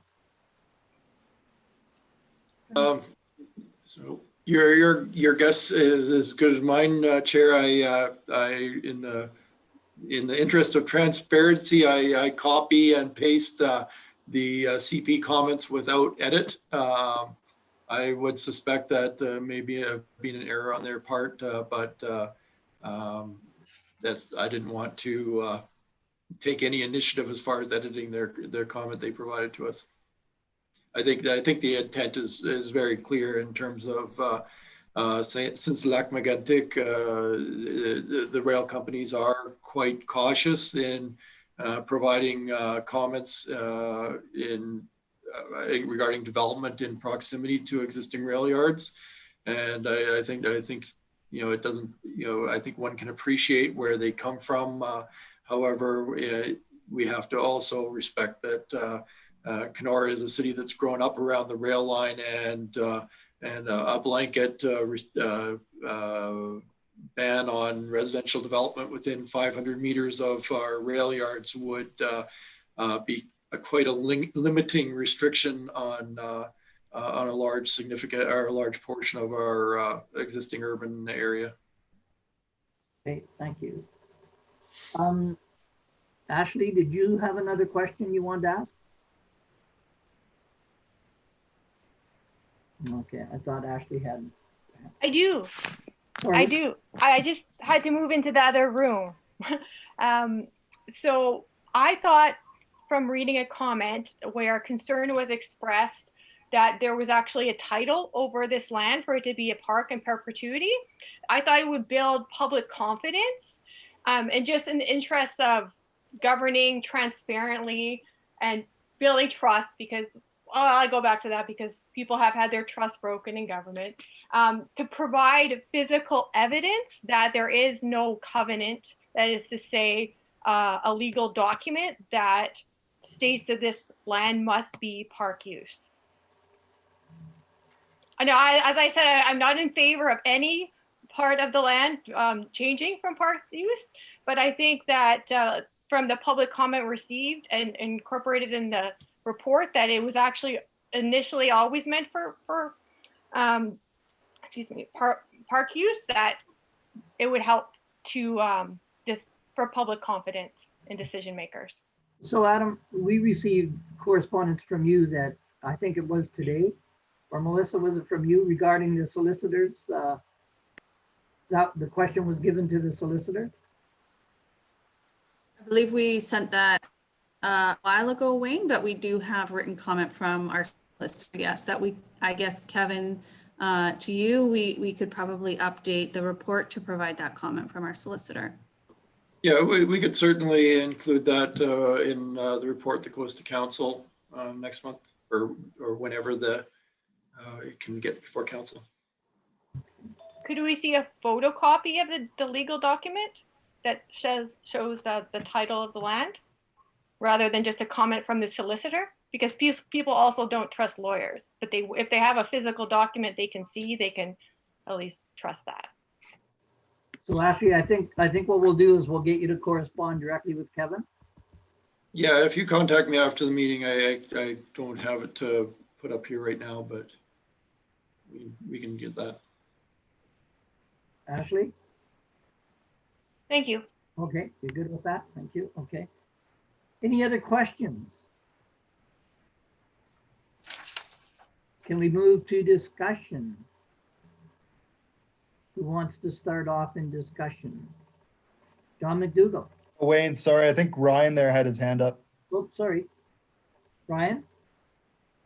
Thank you, Wayne. Ryan Haynes, site 155, compartment 14R, number 1, Kenora, Ontario, P9N 3W7. Just from an environmental perspective, there were a few things that came up that kind of had some flags going, just in terms of this historically being a wetland area, as well as the fact that water does pool and impact the use of it as a recreational area. And I just wonder if the city's taken into consideration, if this does get developed for residential development, what that means for stormwater management and potentially increasing infrastructure to that water that is currently settling there, making sure it has a place to go and isn't impacting on surrounding property owners. Yes, we did look at that. There is storm sewer line adjacent to the site. For whatever reason, it's never been extended. There's never been field drainage or put in or anything that would, or tile drainage that would drain the ball diamond.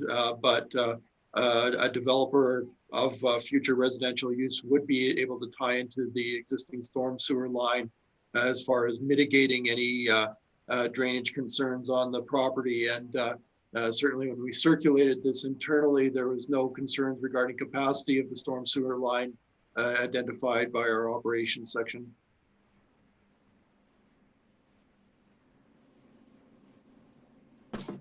Yeah, and I think I just add on to Kevin's comment there as well. When we do actually review the submissions that maybe had before this, once we get to the divestment process, our municipal engineer sits on that team, and it's very much when we do see get a site plan as part of the submission, that it's reviewed by him, and that can be made depending on what the development is, that it can he can provide more kind of a thorough type of analysis on what potential impacts may be.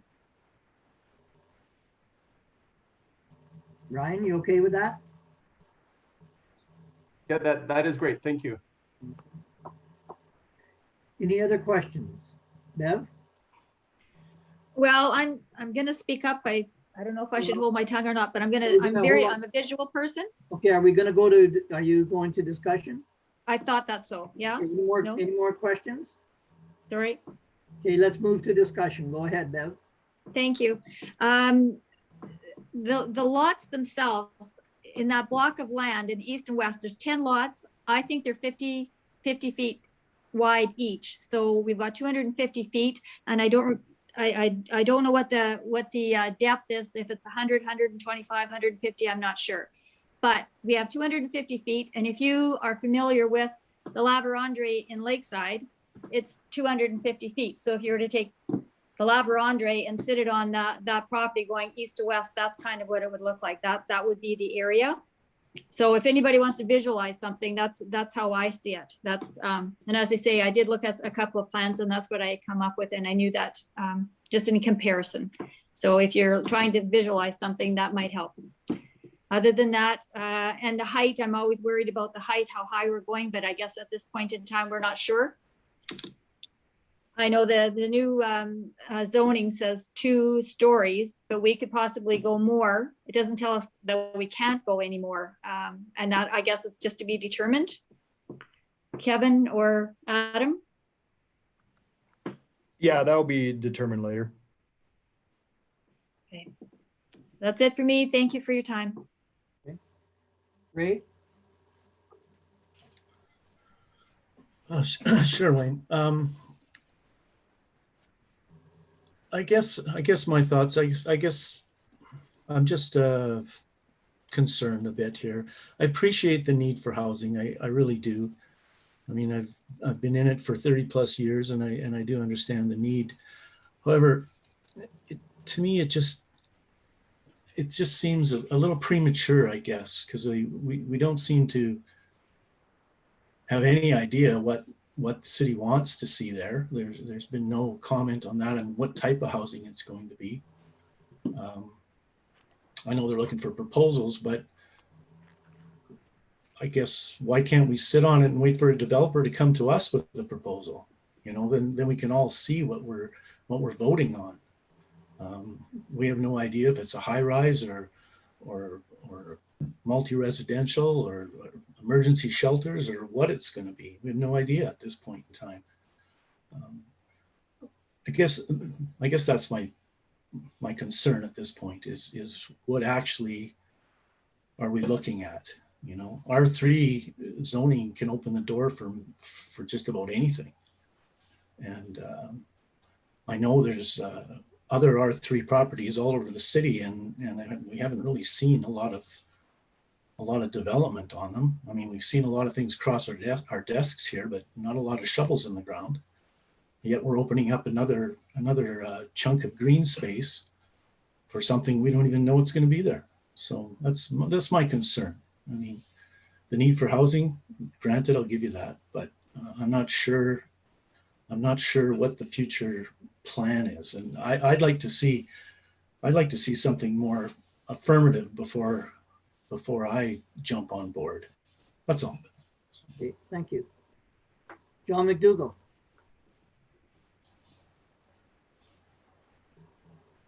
I would echo some of Ray's comments that, you know, making it an R3 and based on the size of the location, it really opens the door wide open.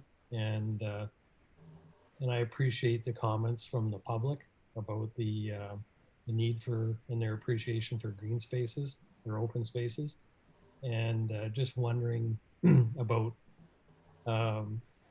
you know, are there other options that maybe we're not aware of that developers can look at projects for some of those locations?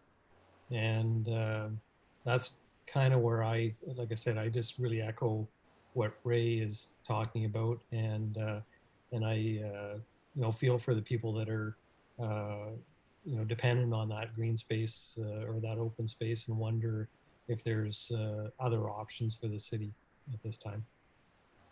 That's all I've got, Mr. Chair. Thank you. Tanis.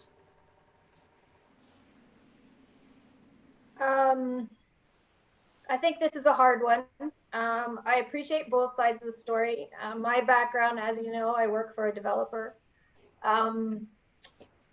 construction cost in Kenora is very difficult. And while you can appreciate there might be other locations, we've seen a few of them being proposed throughout this last year.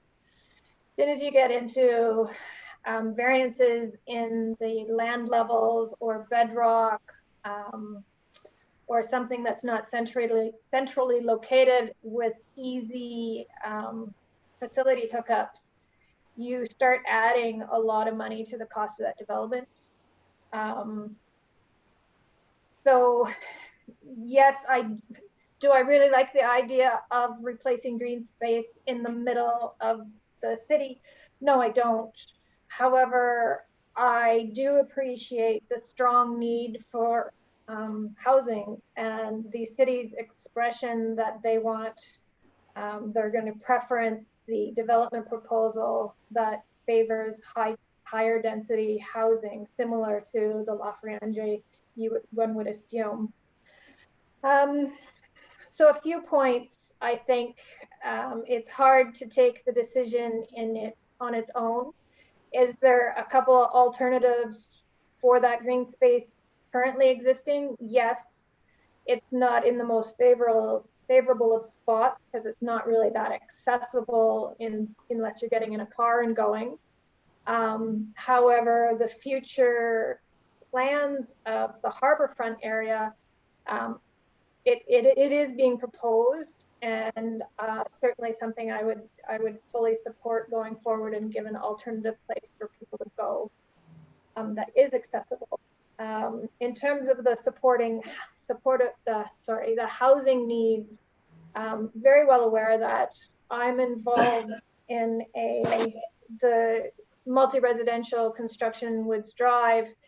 And while we've had lots and lots of interest, it's a market, it's priced for market, and it did deal with bedrock.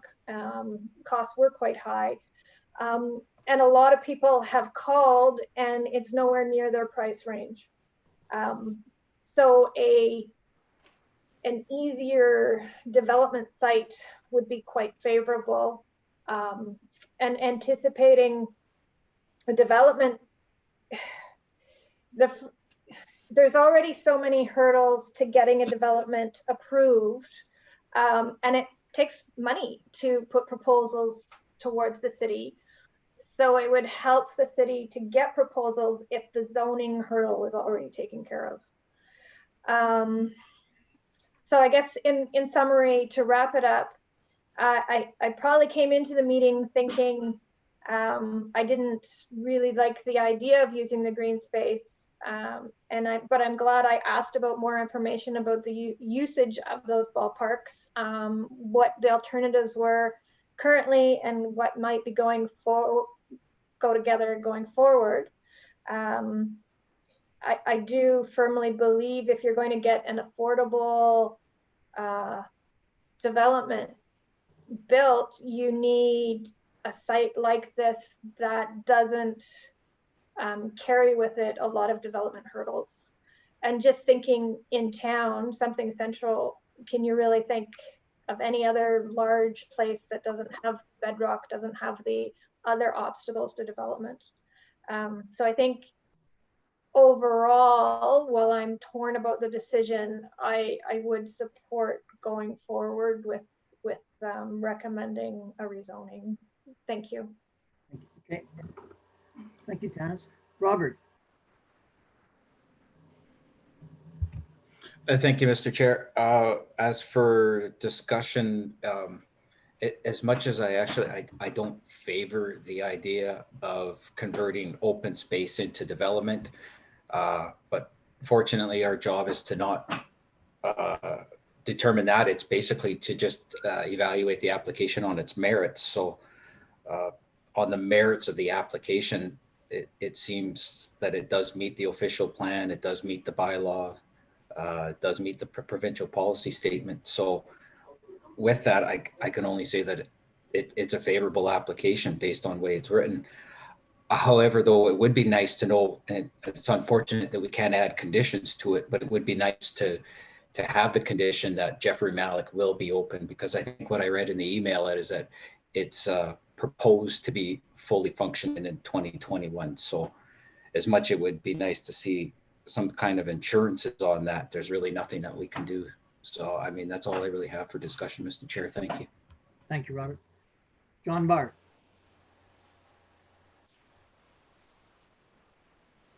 All I can say is yikes. Keeping with what Bev and Ray said, I'm not too sure why there's such a big rush on this. I wish there had a bit. I know we're in COVID times, and it would be nice to have more public consultation, but I'm just not sure the rush. And also thank you, Karen and Hillary, for your comments. This seems a little rushed to me at this point. Like Ray said, can we not maybe hold on for a while and the things settle down? I don't think, unless I don't know, I don't think there's a developer coming in within a month or two, with a big proposal for this piece of land if it became available. So I'm not sure why there's a rush. I wish there was more public consultation. Actually, the use of the Jockey Mountain ball fields for people that live around Central Park is not attainable. It's a long way away, a very long way away. You'd be better off to go to the Harbourfront or go to the ball fields at the A&W.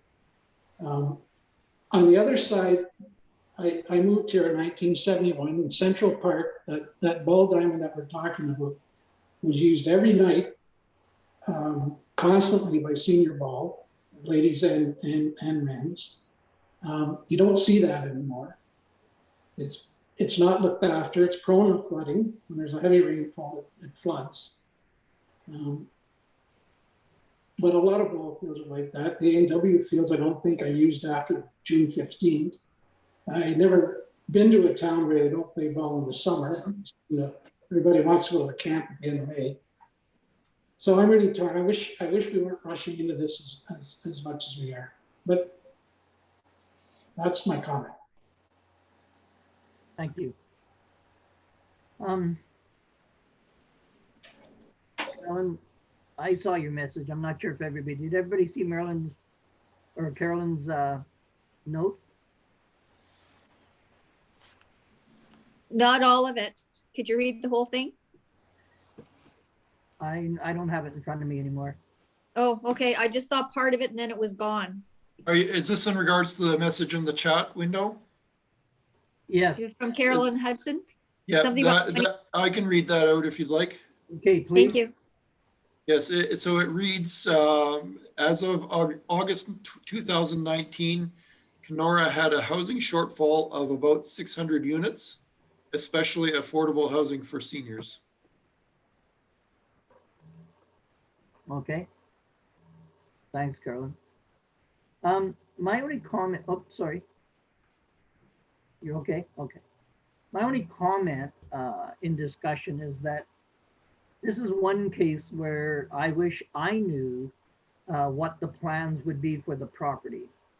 I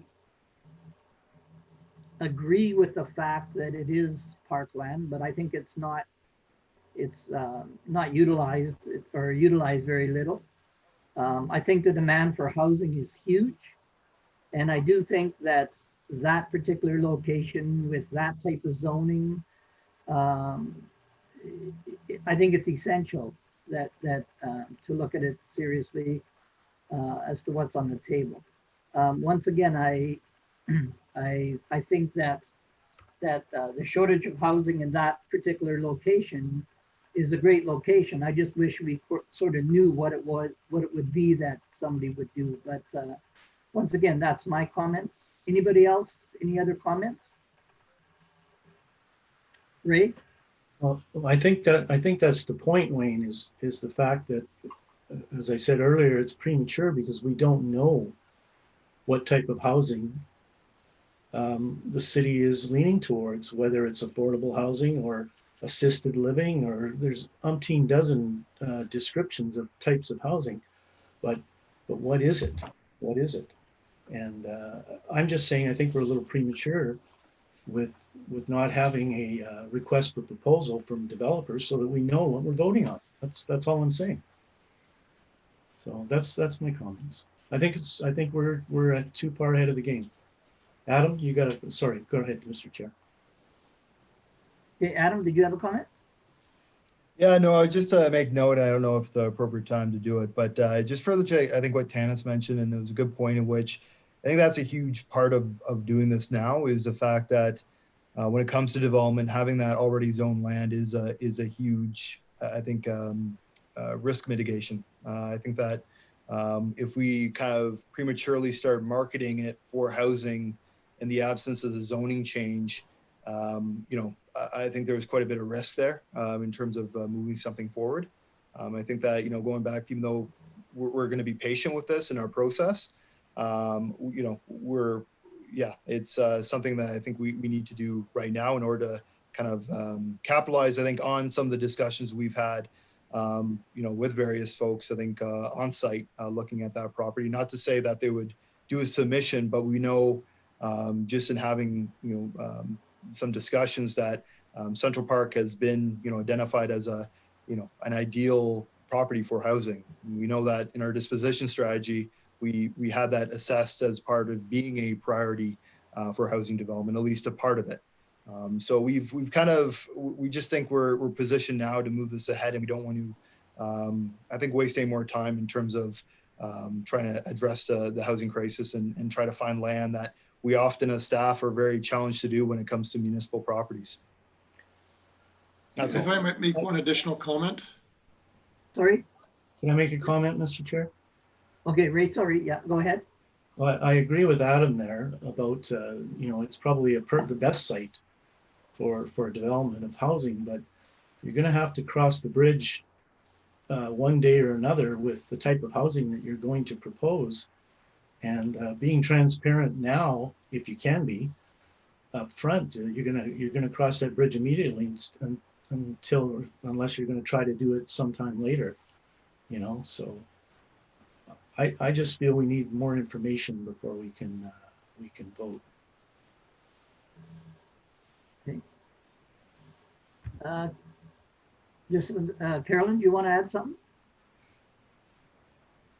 I have a process question in terms of what I put in the chat was, which comes first, designating the property as residential or making a decision about what's going on the property and then designating it as residential?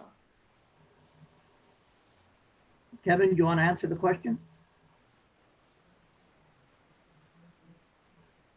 That is, it is a bit of a chicken and egg question, and I don't mean to, in saying that, to sidestep the question.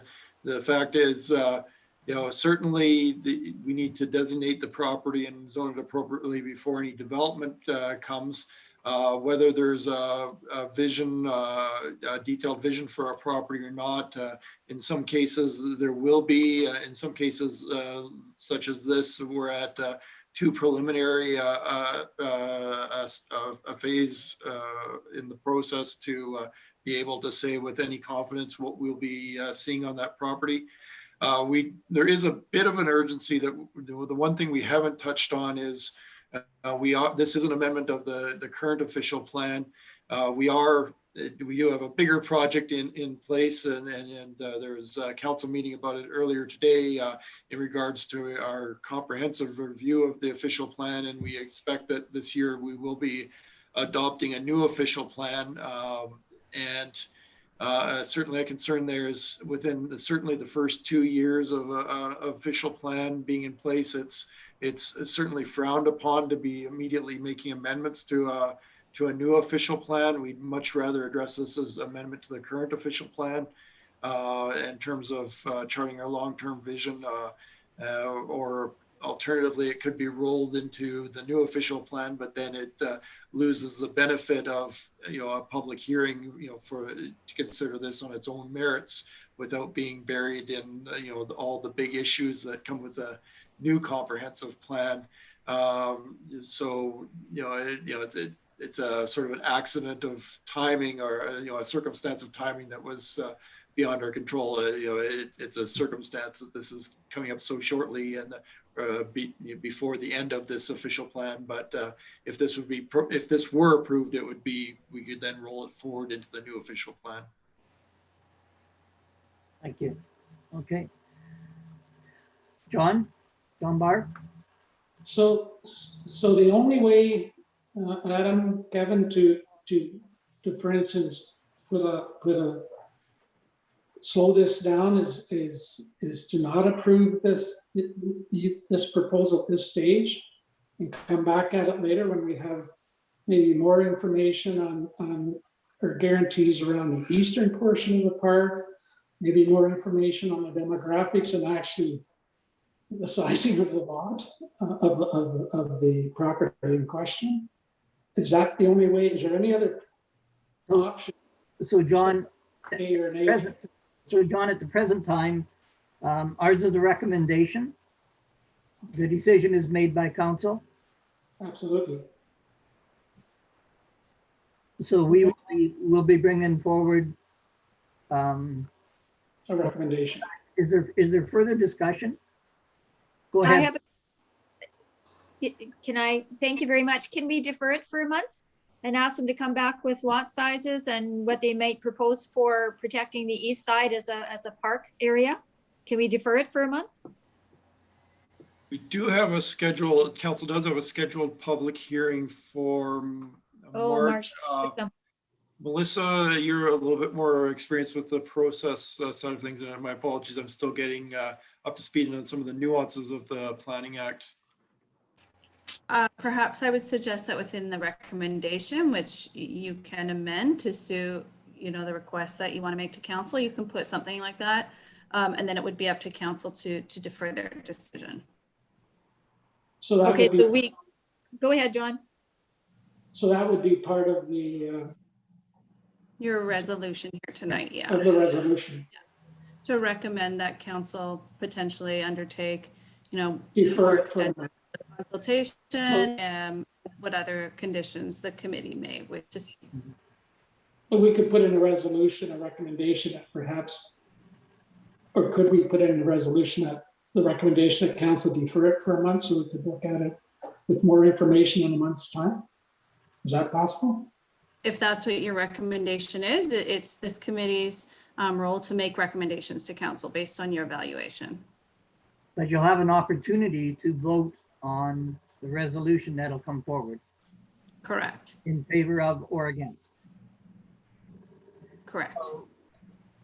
So if there's no further discussion, what we'll do is we'll get Melissa to read the resolution so that you hear the resolution. And oh, sorry, go ahead, Robert.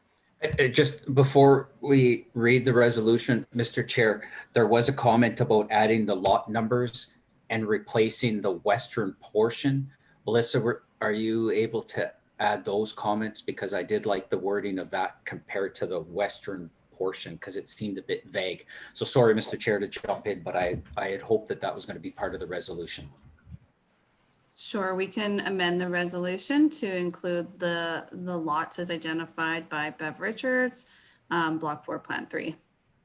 Thank you. Thank you, Mr. Chair. Okay, thanks. So once again, getting back to reading the resolution. Did you and want? then, like I say, you'll have an opportunity to vote in favor of or against the resolution. Sure. Would you like me to proceed with the recommendation for official plan amendment? Anybody want to add any more? Go ahead, Robert. Again, Mr. Chair, if I can, I'd just like to remind the members that what we're doing is we're making a recommendation to council based on the merits of the official plan of changing it from an open space to an R3 residential. So we should be looking at what is permitted in an R3 residential and then comparing that with the official plan. So anything, essentially they would be able, a future developer would be able to build anything on that property that meets the R3 plan.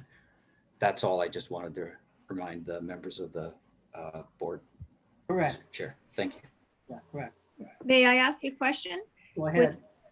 With Robert saying that, is that not where the city should be stepping in and saying, no, we don't want small houses here. We want to have a 675 unit complex or something. Can the city not step in there and say, that's not what we want? That's what I understood that they were saying. Yeah, absolutely. So we should be protected, or the staff is protecting us by doing that. Okay. So Adam? Oh, just gonna note, yeah, no, certainly I think that's within our UI process that we'd be further honing in on that R3 designation, and that we'll be, have full control over the process in terms of divestment.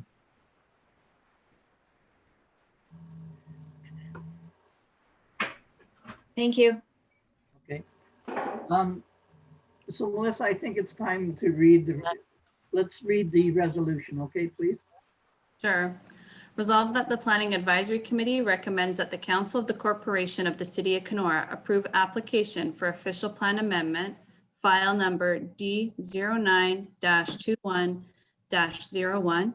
The subject lands are municipally known as 700 First Street South and legally described as lots 31 to 40, 41 to 50, Block 4, Plan 3, including the Western Laneway.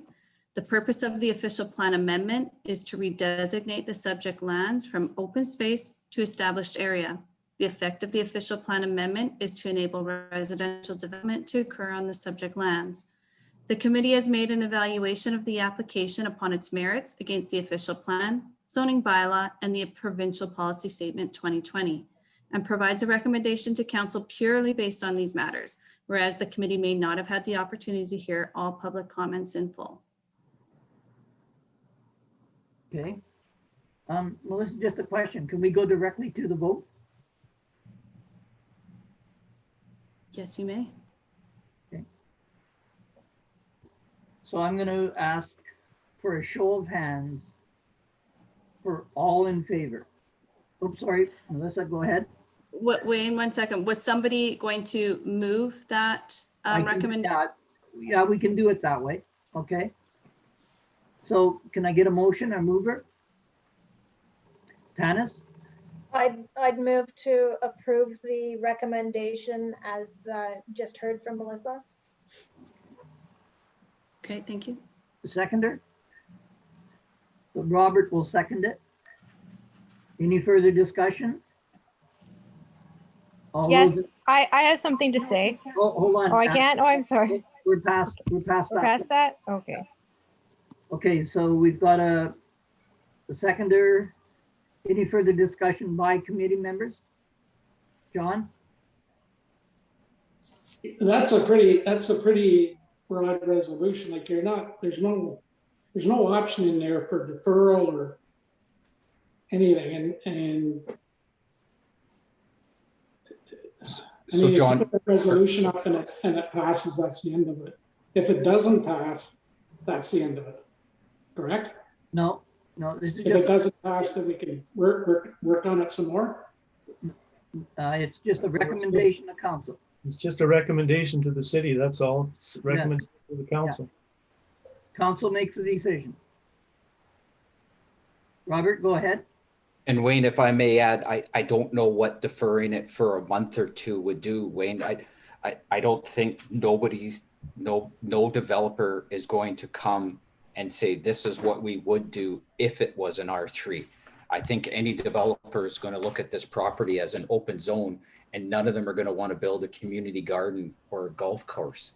So I'm pretty sure that your best chance of development is going to be converting this to an R3, Mr. Chair. So I don't know, you're not going to be able to divert it for a month and find a developer that will do it within a month. So I think it's a bit of an hour. Never, Mr. Chair, my opinion. Thank you.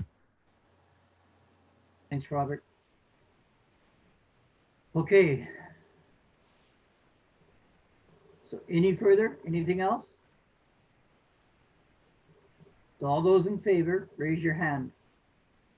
Wayne, for the purposes of this Zoom meeting, may I ask that each member either, if I state their name, say either yay or nay, because we are on a split screen. Okay. Do you mind? No, Bev go ahead. Richards? Bev Richards? Oh, Yay yes. or nay? Yay, yeah. Yes. Yeah. Yes. Thank you, Bev. Wayne Gold, Yes. Robert Katowski, Oh, Robert didn't get that. Robert, are you a yay or a nay? Yeah. Ray Pearson, Nay. John Barr, I hate it, but yes. that was a yay. Yay. John McDougall Yes. and Tanis McIntosh. Yes. Okay, that is a carried vote, Mr. Chair. Okay, thank you. For Melissa there, I hit the Windows button instead of the Alt. I am a yes as well, please, for the record. Would you like me to proceed with reading the recommendation for D10 or D14 2101? Please. Resolved that the Planning Advisory Committee recommends that Council of the Corporation of the City of Kenora approve application for zoning bylaw amendment, file number D14 2101. The subject lands are municipally known as 700 First Street South, legally described as lots 31 to 40, 41 to 50, Block 4, Plan 3, and the western portion of the lane. The purpose of the zoning bylaw amendment is to rezone the subject lands from open space to residential third density. The effect of the zoning bylaw amendment is to rezone the lands to conform with the proposed official plan amendment to allow residential development to occur on the subject lands. The committee has made an evaluation of the application upon its merits against the official plan, zoning bylaw, and the provincial policy statement 2020, and provides a recommendation to council purely based on these matters, whereas the committee may have not had the opportunity to hear public comments in full. May I ask for a mover? Yeah. Oh, sorry, hold on. Moved by Robert? I'm waiting for you, Wayne. Sorry? Robert? Yeah. I'm waiting for you, Robert. Need a seconder? John McDougall? Any further discussion? All in favor? Show of hands, keep the hands up. Okay, I will just scroll over. So I am seeing Bev, Wayne, Robert, John Barr, John McDougall, and Tanis. Thank you. That is a carried vote. Okay. All right. Sorry, Mr. Chair, do we have to record the nays as well for the decision of recorded vote? I'm not sure. I think we do. Being I'm Ray not sure. Pearson. Thank you. Okay. We can move on. We can move on. Okay. Thank you. Can we take a quick 2-minute break? Yes, please. Okay. We'll take a 2-minute break.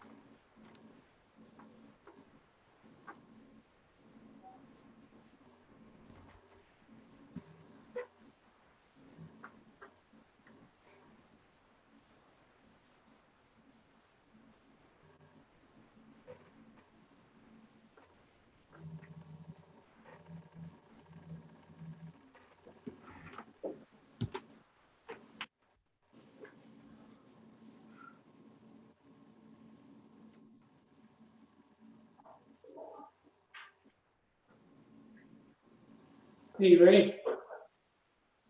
What are you guys doing with curling? At Q8?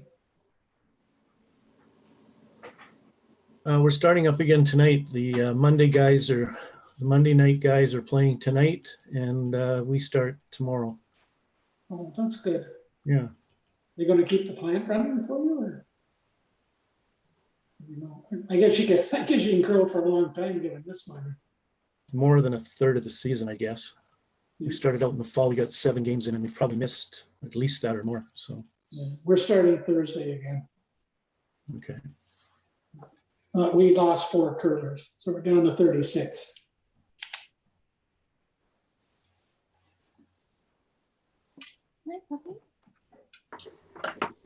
Is everyone back? Oh, Bev is back, okay. Yep. Okay, we'll resume and we'll move to new business, official plan and zoning bylaw review. Who's gonna do that? This is just a running item we have on the agenda. Kevin, did you want to provide a brief update as to the special meeting of council today? Yep, now that I've unmuted myself, I can jump in. Yes, so I just, I'm sure everybody is aware. I'm not sure if anybody was able to attend, but there was a special meeting of council held today at 11 a.m. There was a report delivered by our consultant team at WSP and also from Development Services. On behalf of Development Services, I introduced some proposed map amendments that we've put on the table for consideration in the new official plan. Copies of the consultant report and our mapping report are available on the project website. I'll spare you reading off the website address, but if you go to the City of Kenora's website and go into the search bar and look for official plan and zoning review, it should be the first thing that pops up. So our consultant team will, from this point forward, be working on drafting the actual new official plan, which our project timeline has them completing at the end of March. They will be meeting with our technical advisory committee in the second week of March, date yet to be determined, as they continue to work forward on that. So we expect that within the next couple of months, hopefully, you'll be seeing a draft official plan that you can chew on, and that we hope will provoke another round of discussions. It's always a little bit hard to talk about things hypothetically. I find from my experience that people, there are many people that will jump in to the discussion once they actually see policies on the table or being proposed. So we do look forward to that conversation. If anybody has any questions about the process, I'd certainly be happy to answer them. Okay. Anybody got any questions? I know Bev got a big surprise today. Oh, yes, I did. Part of the area that you're opening up is right there, right behind me. Yeah, there are a few areas that were previously identified for future development that we are putting on the table in terms of converting them from being identified for future development to being identified for primarily residential development over the next 5 to 10 years, the life of this plan. So with apologies to Bev, there's a few people who will be finding that there's things in their backyard are being thought about in their backyards that they perhaps weren't envisioning. And I think it's just the realities of a growing community with very limited options for serviceable development, extension of municipal services is and a side effect of the large amount of green space that the city does benefit from is that some areas that have perhaps seen a passive recreational use in certainly in recent years are being considered for future residential development. Well, this area back here is beautiful trails. It's used all the time. So I'd rather have it in open space. I've actually mountain biked through there, so I'm certainly aware of it. Well, we would be able to buy right behind us then if we chose to, right? We could make an application, have it surveyed. Is that what's going on?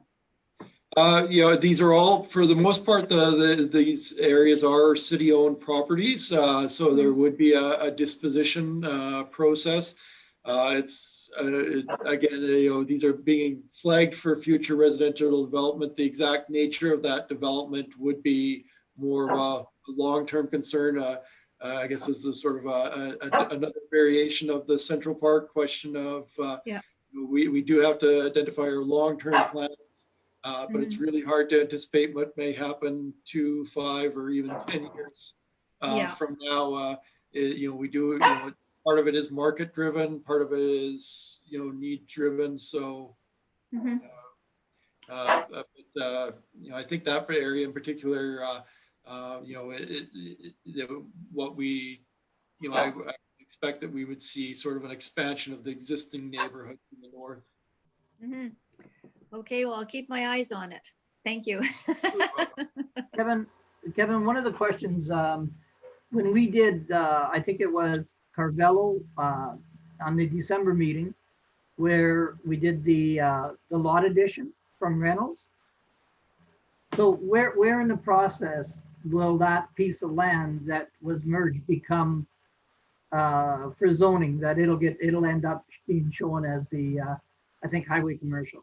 Yeah, so right now we're reviewing the official plan, and the thing is, when you have an official plan and a zoning bylaw, a new zoning bylaw has to comply with the official plan and not vice versa.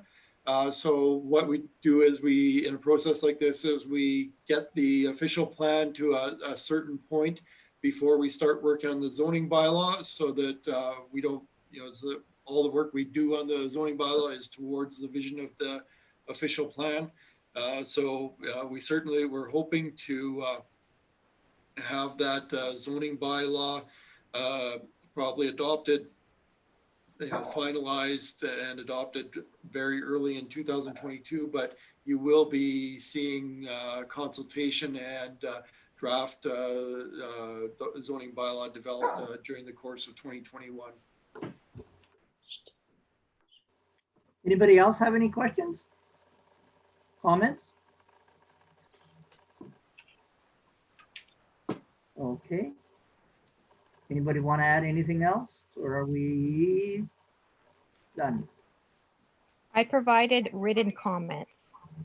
Okay. As I wasn't sure as of a member of public if I had the ability to speak when committee members were speaking. Yeah, we will read your comments. I see them in the chat. Yes. Okay, thank you. Thank you. Okay. Wayne, I have maybe one question. What is a portable house? Portable housing, is that like a trailer? For 20 years, would be allowed for 20 years. And that's for the, where you can have a split house, or you can have like a coach house, and it's described as portable housing. I think, and Kevin, you can correct me if I'm wrong, I think that was the reference to a coach house. Yes. Land So flat. what's that here in Kenora? That is being driven from the provincial policy statement, in which the provincial government has expressed a clear expectation that local official plans will give consideration to allowances for these types of dwellings. I think I can best describe them as being of very almost an identical nature to our backyard detached secondary or accessory dwelling, with the difference that these would be portable or temporary in nature. How that works with building something code compliant, I'm very interested in seeing what types of things are proposed, what types of actual structures meet these needs. Yeah, it almost sounds like it's a shed. We had one lady in Kuwait, and what she called it, a she shed or something, but that's what it was a shed, and that's where she was. So I thought, well, is that sort of what and you're allowed to have it for 20 years, but there must be regulations like electricity in a bathroom, I would think, and a little kitchen or something. Yeah. So everything must be building code compliant, and further to that, I don't expect that we'll see a carte blanche allowance for such developments. I think that similar to what you see with accessory dwellings at present, there will be regulations, minimum requirements for such dwellings. Certainly you can't over-regulate them to the point that they become impossible to build. That wouldn't be planning in good faith, in terms of respecting the province's clear message. But we certainly have a duty to ensure that there is provision for amenity area on a property, that we won't want 90% site coverage with no outdoor space for people. We do. There is a vision and expectations in terms of the quality of development that and fire concerns,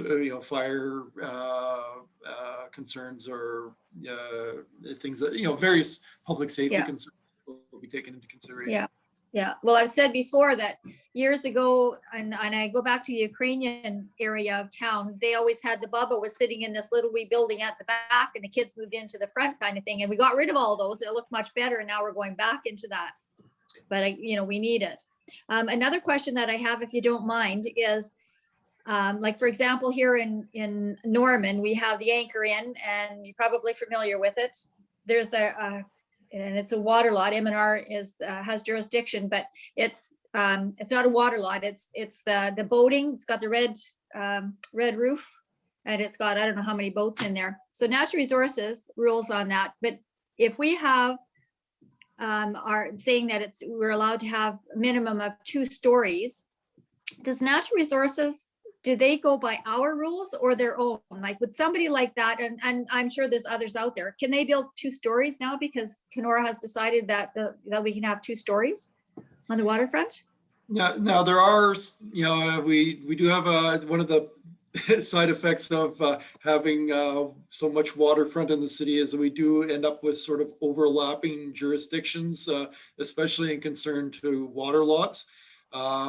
One provincial or federal regulations don't necessarily override ours. They don't. If M&R allows something, it doesn't obligate us to approve something. So there could be situations in which M&R might approve a permit on their side in terms of development over a navigable waterway, where we have jurisdiction over some of the structural or permitting concerns where we might not issue hypothetically a permit. This isn't in regards to any specific property that I offer these comments, just these are intended as a very general comment, but there could be situations in which we might say no and M&R might say yes, or vice versa. It does make it for a bit of a challenge if somebody's pushing the envelope on a water lot. Okay, thank you. Also, I was talking about, and again, it's water development and the 30-day occupancy. How are they going to, and I read it said about a quiet time, like they were going to, how do you enforce the quiet time? Like, if that's an agreement that these people are coming into like a dwelling and they're going to live there for 30 days or 2 weeks or whatever, how are they going to enforce they just call the police. I don't know how they do that, because they're talking about, they want to open it up and say, okay, here you can have Airbnbs in your community, but I'd like to know, well, how do they enforce these people if they're rowdy? They don't care what's happening with the neighbors. Yeah, typically noise concerns, typically an official plan and often a zoning bylaw may make passing reference to nuisance, but specifically on noise concerns, that's typically handled through other bylaws of the city, non-planning bylaws, whether that's a noise bylaw or a nuisance bylaw. Off the top of my head, I'm just blanking on what we have for bylaws in that respect. I have to admit that I sort of leave that to bylaw enforcement. We don't get those, or I haven't had the joy of dealing with a noise complaint. But Airbnbs in general, that type of short-term occupancy is something that there's a very large segment of them that are essentially unregulated. Just taking advantage of sort of gray areas or gaps in local bylaws, and this isn't exceptional to Kenora. This is a North America concern. There's a good reason that where you do see bylaws being set in place, that's been sort of the groundbreaking big municipalities like Toronto or Vancouver that have big legal departments that can be thrown at issues like this. And you're starting to see more smaller than Toronto type communities take those on now that, some of the court challenges have been resolved and, there's some clarity on those things. But likely that, in terms of, we certainly don't intend to shy away from the issue in the official plan, but getting to having all of our bases covered may require other bylaws on the part of the city to, cover everything. I see. Okay. Can I just want to interrupt for a sec. I'd like to address Ashley Cedarwall. So Ashley, in reading what you've put here, there's the council's public meeting is going to be on, what's the date, Melissa? March 9th. On March 9th at what time? I can send Ashley the notice again. It would be at noon. It'll be regular council meeting. And Ashley, any other questions that you have? And I'm reading what you've put here, but could you address this directly either with Kevin? Could you get a hold of Kevin? Sure, I can call Kevin. Yes. And again, please remember that this goes to council for approval. Okay. Okay, is that okay? I'm just a member of the public. I'm not familiar with your process. I can't challenge it. Yeah, no, I just want to make sure that you have an opportunity to be able to speak on this, okay? Okay, though I do worry that because of the pandemic that other residents might be feeling more insular and less willing to engage in a public space. And so, for example, even if I were to start my own petition on this, I couldn't go to people's houses because they'd be worried about the virus. Yeah, correct. Yeah, no, I totally understand. And again, I just wanted to offer that to you, okay? Okay.